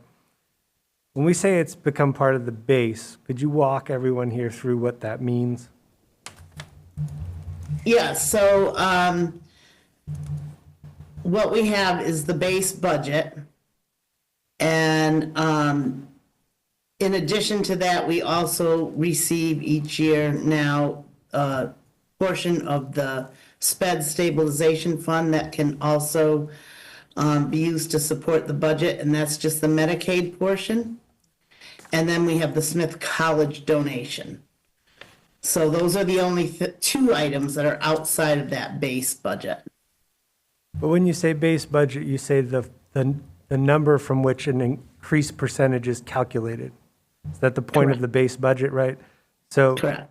So you're saying the 4% budget that's going to be created will take the appropriation of local receipts, the tax money, and the Chapter 70, right? The 40,877,000 and change. It's going to take that and it's going to add to that $40,000, and that's the new base that the 4% will be calculated from. Is that correct? Right, so the budget we have this year, less the Medicaid portion of the stabilization fund, less the Smith College portion, we'll add 4% to that number to get Okay. our new base for 26. So our new base will start off at $40,000 added to 40 million. Yeah. Right? After you back out 250 Medicare reimbursement, and after you back out 100 and some odd for the 3-year split on the 500,000 Smith money. So the base is going to infinitesimally increase, which we will then calculate a 4% increase on when we make the budget. So I want to make sure we understand what we're talking about when we say we're rolling that into a base budget. I mean, what it Yeah. means is it'll be recurring as opposed to a one-time $40,000. Yeah. And that's important to note, because last year, there was a lot of confusion with, there was some money that was given that was not going to be rolled into the base. I can't remember the exact amount. And so we had the base, and then we had the supplement that went to that. So we want to make sure, and we will, when we have that number, and Bobby could probably give that number this evening, what the true base that we're starting with, and that using that number, and using the 4%, get what the increase should be. They're actually, these are, so it's two positions, but they're only being, God bless you. bless you, only, the 40,000 was only for half of a year. So those positions would be rolled into the base. So it's not the 40,000, it actually Correct. more or less doubled. Right, Okay. it's the position. The position. Great.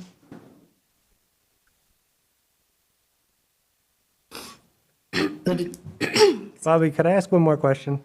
Sure. This is a bigger question, and if you don't have the answer now, that's fine. You know, we have a budget that we actually pass a line item budget for, which is like $45 million this year and change. We don't consider that $4 to $5 million additional dollars as part of our quote-unquote base budget.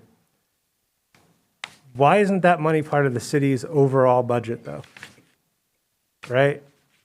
Why is this $4 or $5 million not part of the city's overall operating budget for a year? The only thing we vote on is the Chapter 70 money and the 33 million or so that comes from discretionary property taxes and fees to us. But why isn't that other 4 to 5 million show up in the overall city budget? Because I think those are ever-changing numbers. So our Medicaid numbers are going to change every single year. They'll change dependent on how we report, how many people agree to allow us to claim for that. So that's one piece of it, that Medicaid piece. And the other piece is the Smith College piece. And that too can change from year to year, and for what purpose that they give us that money. But the parking revenue changes every year. Like everything else is projected, right? And we know in a given year what we're likely to get in the next year from reimbursements based on the formula. And you make a projection. Like the thing I don't understand is why there's $4 to $5 million in operating revenue for the city that isn't accounted for in the city budget, but is a big part of our budget. Like, to me, it's just odd, and I don't understand why certain grants and aid, right, whether it comes through the state or from the federal government, are seemingly off the books, coming in horizontal to the district, while Chapter 70 is part of the local appropriation. Like, that's the part I don't understand, right? Title I money flows from the federal government to the state, then to us. Why doesn't that show up in the city appropriation to the schools coming through the overall operating budget of the city? Or why doesn't the 240 money? Or why doesn't the school choice money? That's the part that I don't understand. Well, the grants come to the school department. The school choice comes to the school committee without further appropriation. So that is your monies to decide what to do with and how to do with it. Same with the grants that come directly to the school. The Medicaid is a revenue for the city. The same with the Smith College, it's a revenue for the city. That's not necessarily money that the school can count on. Unlike school choice, unlike the grants that are specific. But Chapter 70 doesn't come right to us, and it can't be used for anything else, It's revenue for the city as well. right? It is revenue for the city too, but it's, So that's the thing. I don't understand the distinction, right? Because there's 50% of the positions at DCC are grant funded. I would imagine that grant funding that pays for those operational expenses flows through the city and is in the overall operating budget that gets passed. This is the thing, why does the school get it directly and it doesn't show up in the overall budget? Overall being the city's budget. yeah. I mean, Charlene takes all her revenues and she does that. She shows everything, all her revenues that she does, and then where all her expenditures go out to every different department.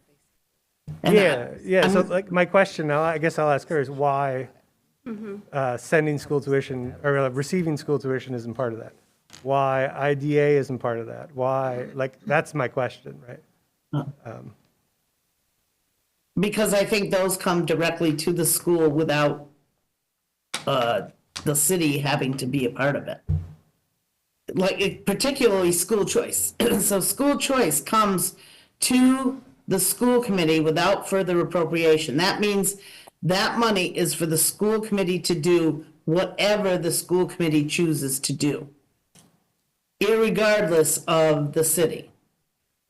So the city has no say over what we do with school choice, basically. But they don't have any say what we do with Chapter 70. They don't have any say on how we make a line item budget. We vote on the line item budget, not the city, right?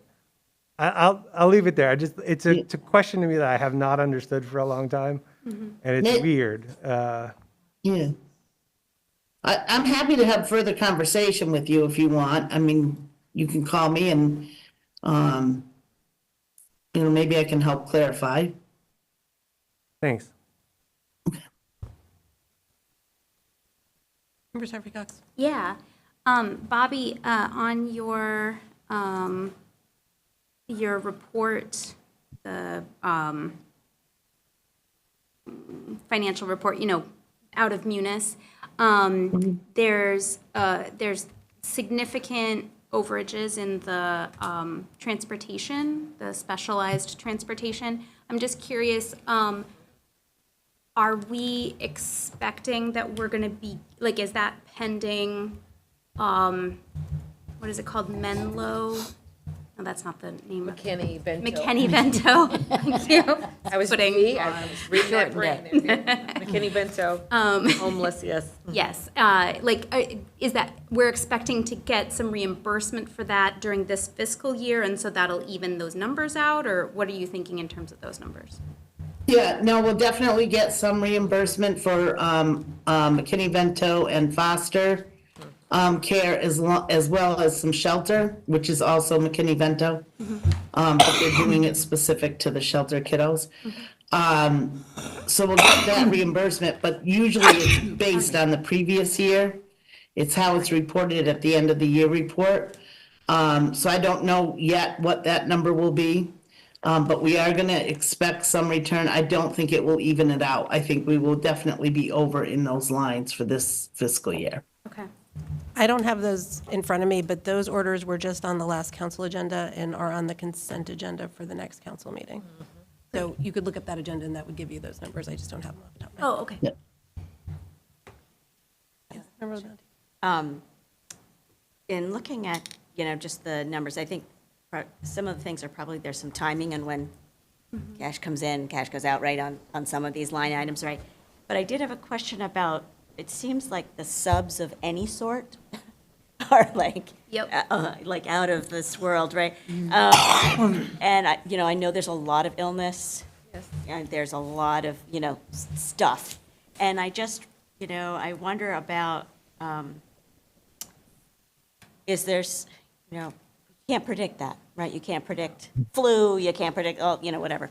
So I just wonder, how do we tend to project for something like subs? It seems like it's one of those things that can get really hairy pretty quickly. I just wonder how so we're going to project our new budget, right? You're going to try to come up with something. And so what is other than the crystal ball, what is your process for thinking about that? Is it looking back over the last few years and saying, geez, we've had a trend of X, or how does that work? Bobby, you want to start? So there's a few things that we have to do. So one is that sometimes those lines are overspent, but we realize the savings in the salary line where a person is out on unpaid leave. Okay. So you really have to kind of segregate that line out to see which is actually like a daily sub versus a long-term sub. Okay. And is it a paid versus an unpaid? So it is really hard because, you don't know, is somebody going to be out for a year that has that much accrued sick time that they're paid for nearly all that time? Right. And then we have to pay a sub on top of that. Or is there a sub that's in for somebody who has no sick leave? And so we get the savings from that teacher being on unpaid, or para or custodian or whomever, being on unpaid leave. So it's something that we just have to disassemble. And we do have a really, really high absenteeism rate. And so we have been trying to look into and review that as we go along as well. Thank you. Yes. A quick question. I know this is not a Northampton issue, substitute. No, it's not. No, I totally know it. We've seen the trend since the pandemic. It's really been. I'm living it. But I'm wondering if at some point we could have a discussion around incentivizing attendance. So you can postpone that discussion to the executive session. Fantastic.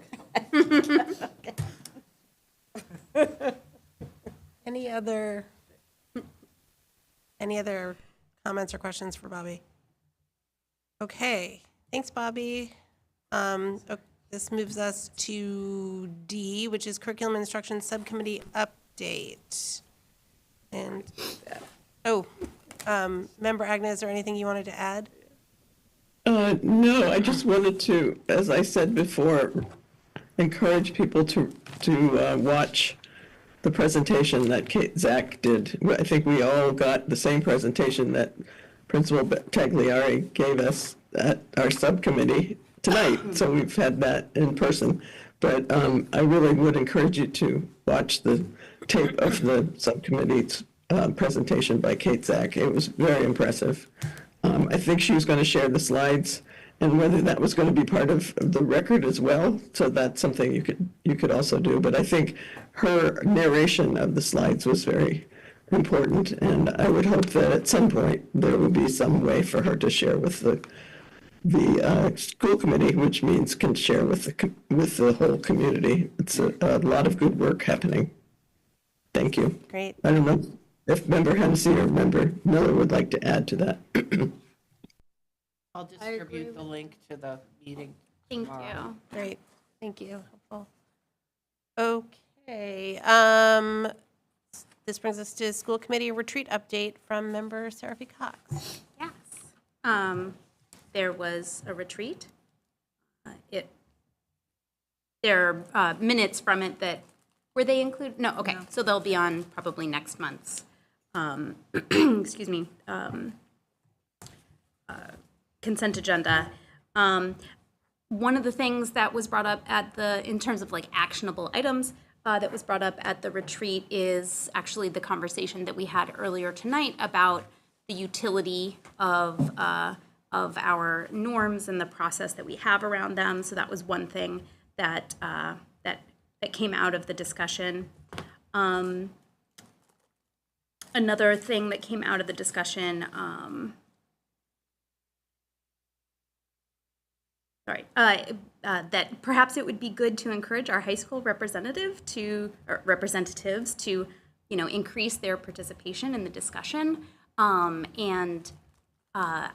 That was actually an idea that came specifically from Member Hennessy, and so I expected her to say something, right after their report. Oh, I know, I just said your name.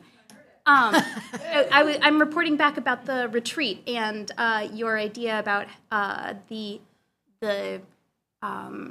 Representatives. student representatives participating more in discussion, that you said in the past when you were on the committee that.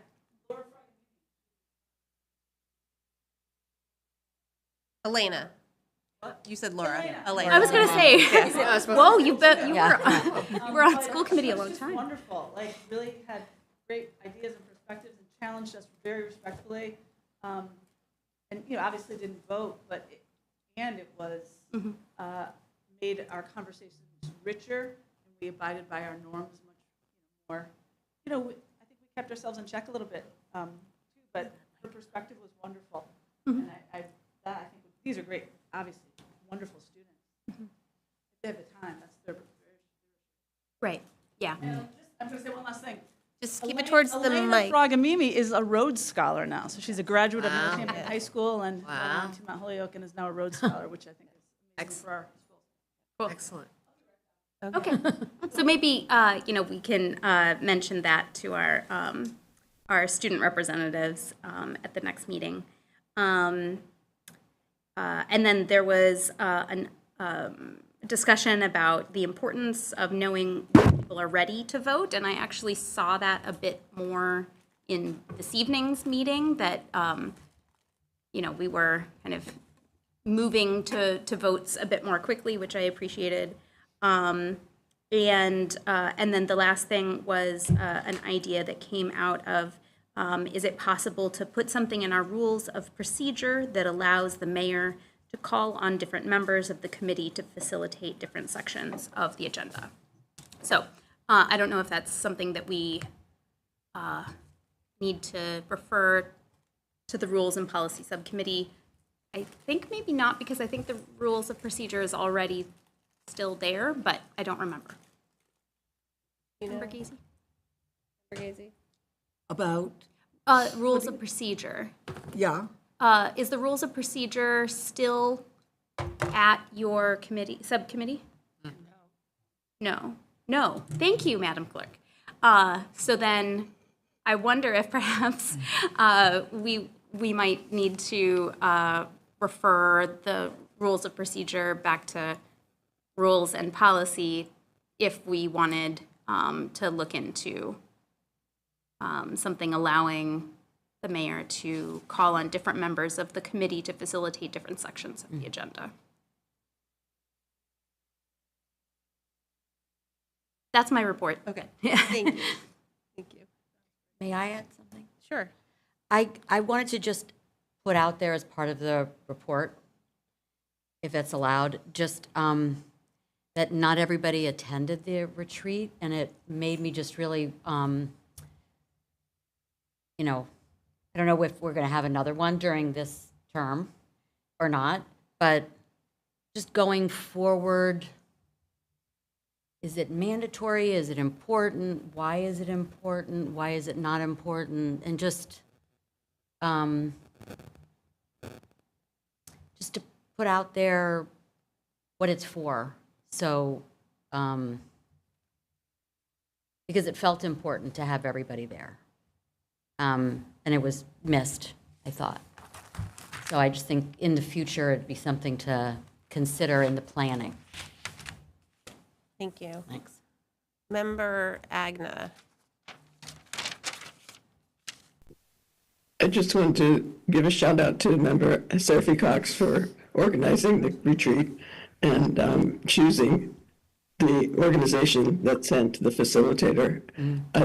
Davey was particularly good, I think, at their work and also in their prep by interviewing us all beforehand. So I think that they had a real sense of who we were and made it more collegial and collaborative and comfortable, all the Cs. And I think that it is really critical. I agree with you, Member Davis, that we have retreats because it does allow us for these kinds of conversations that we really can't have in a meeting like this. So again, thank you, Member Seraphy Cox. Yes, Member Miller? First of all, I agree with that. Thank you. I thought it was a very valuable retreat, and I will say, because I have said this before, I'm a big person, big on group process. And I believe that, Mike, without everyone present, we can't have a real group process. And we missed you.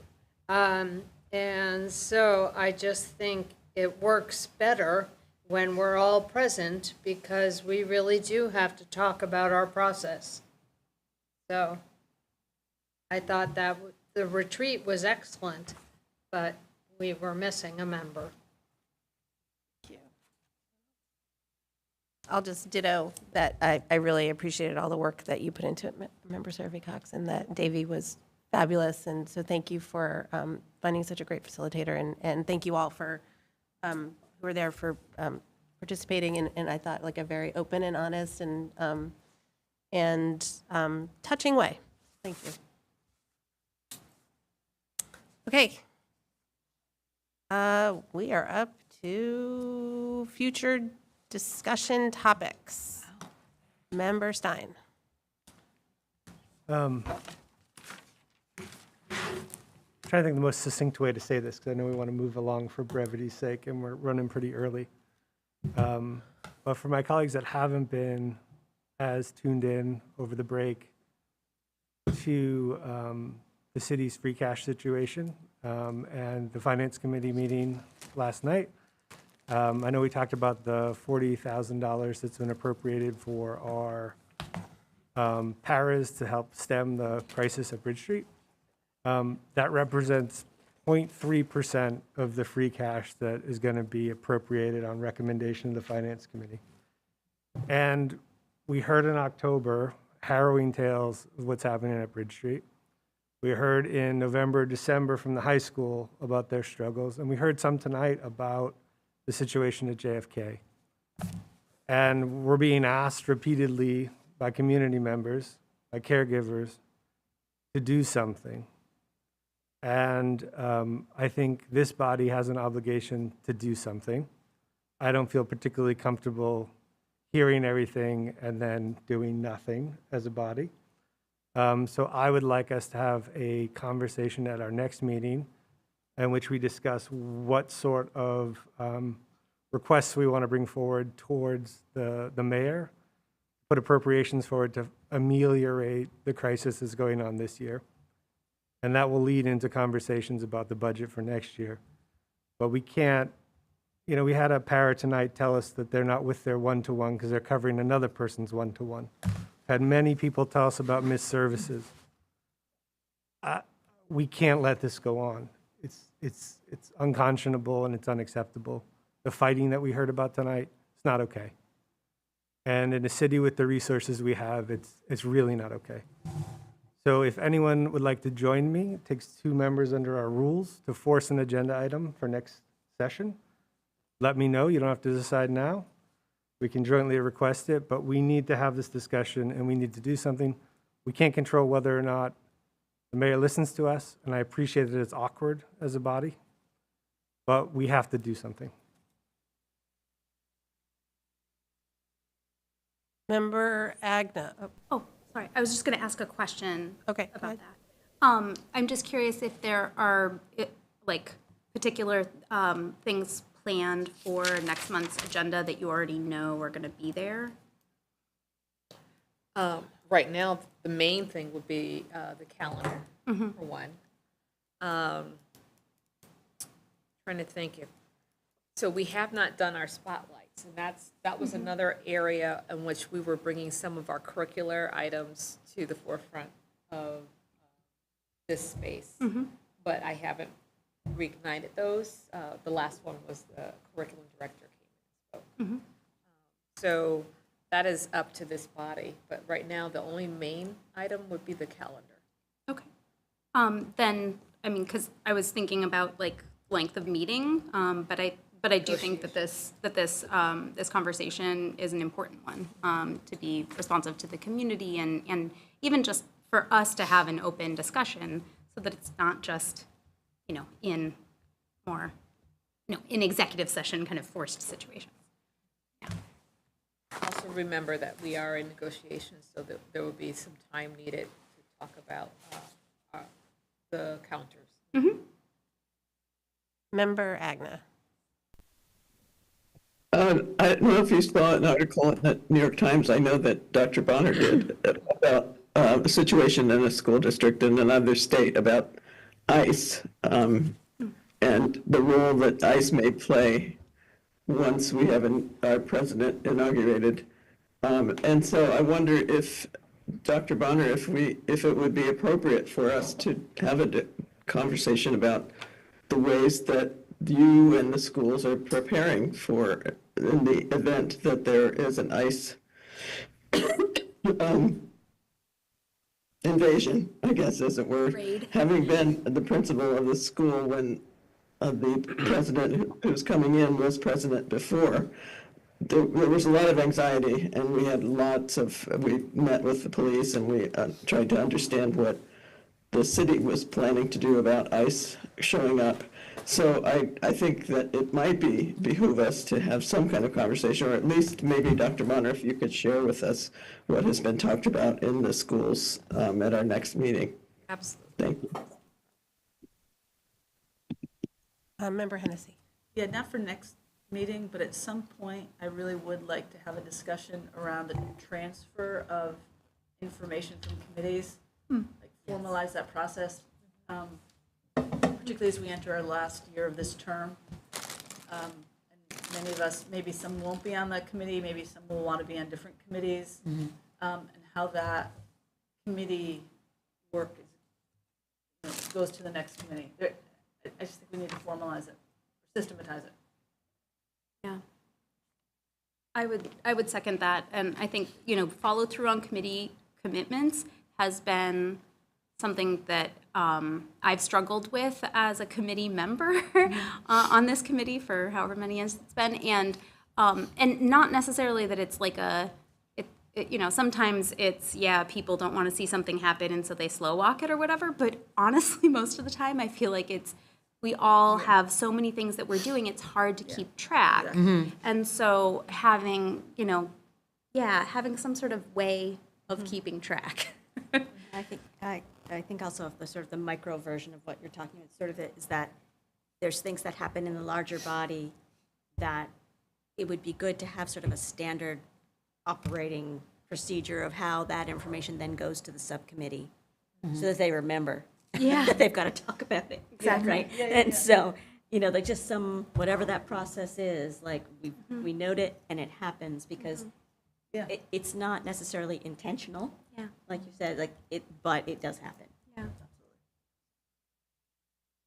I think that's a great discussion. Okay. Any other? Okay.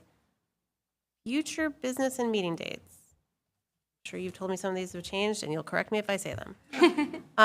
So rules and policy on January 15th at 5 p.m. by video conference. Negotiating subcommittee January 22nd at 4:30 to 7:30 p.m. That's hybrid, so that's at JFK School and by video conference. Negotiating subcommittee February 6th, 4:30 to 7:30 JFK and by video conference. Business and property, but that should be budget and property. That's okay. February 10th at 5, and that's by Zoom. Rules and policy, February 19th. That's 5 by Zoom. Negotiating subcommittee, February 27th, 4:30 to 7:30, again, hybrid here and by Zoom. And there were late-breaking changes as of, I posted it. The bullet number 3 is February 4th. Bullet number 6, February 28th. Okay, so negotiating subcommittee is actually February 4th. And, sorry, what was the second one? Negotiating subcommittee should be February 20th. Instead of February 27th. Correct. Okay, great. There's also the Monday meeting, joint council meeting. Right. And there's also the January 30th joint city council school committee budget meeting. Right, correct. That's on Zoom. Monday, the 13th, 6 p.m. And that is here, but also on Zoom. Hybrid, yeah. Hybrid, yes. Did she say evaluation? But the other one, Evaluation subcommittee was postponed to Monday at 5:15, or. Okay, maybe that's why member Agna has her hand raised. Yeah. Okay, so do you want to say it or? Yeah, let her say, 'cause I wasn't sure. Oh, yeah. the time. Can you confirm it? Yes, I can confirm that January 13th at 5 o'clock, we will be meeting in person or virtually at JFK before the meeting that we have, the joint meeting with the city council. Great, excellent. Okay. Yes. And that's at 5 o'clock? Correct? Evaluation is 5 o'clock? Or 5:15, Gwen. 5:15, Gwen? It's a little bit of a squish, but we could, I know for you, Member Miller, it's difficult. We could try for 5:15 and be very efficient. Let's do it, okay? Great. Okay, back to you. Yes, all negotiating subcommittee meetings are in person only. That was a change. Oh, okay. Subsequent to this. Oh, thank you. Yep. Okay. And the 22nd, we were not able to get the JFK community room. So the meeting will be held at a location to be determined. NHS library is a good spot. Okay. Okay, so all negotiating subcommittee, just in person, Just in person. not a hybrid. Right. And look for a new location for the 22nd. Of January. February. January. January. There's not a 22nd January. I mean February. There is a 22nd in February, but we're not meeting that day. Okay. A lot of meetings. Okay. There's not a January 22nd meeting? No. No, Oh, Other Not way a around. February. Yeah. not a February one. I thought the February one was changed to the 22nd. Forget it. Doesn't matter. Whatever everyone said is Yes. correct. You got it correct, Cassie. Don't worry. The schedule is so fluid these I days. know. I know. Okay. So with that, we are going into our second executive session. We will be adjourning from this executive session and not coming back into open public meeting. Would somebody like to make a motion for us to enter executive session? I don't know. I have to find it. Looking.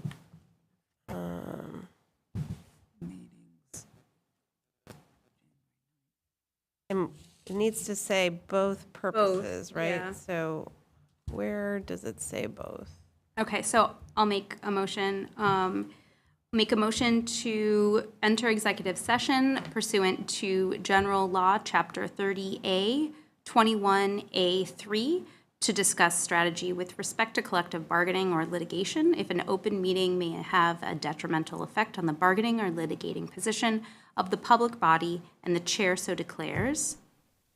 And, oops, I think, yes, and also pursuant to Massachusetts General Law, Chapter 30A, 21A7, to comply with or act under the authority of any general or special law or federal grant in aid requirements for the purpose of reviewing and approving executive session minutes to comply with the open meeting law, General Law, Chapter 30A, 22F and G. I second it. Okay, and that covers everything that we're doing, right? Minutes and strategy, yes. Okay, great. Motion's been made by Member Seraphy Cox, seconded by Member Gazy. Roll call, please, Cassie, on entering executive session. Yes. Mayor Shara. Yes. Member Gacy. Yes. Emily Seraphy Cox. Yes. Member Stein. Yes. Member Hennessy. Yes. Member Miller. Yes. Member LaBounty. Yes. Member Agna. Yes. Member Davis. Yes. Done and done. Okay. Good evening, everybody who's still here, and thank you for joining us. And we, again, are not coming back into open session.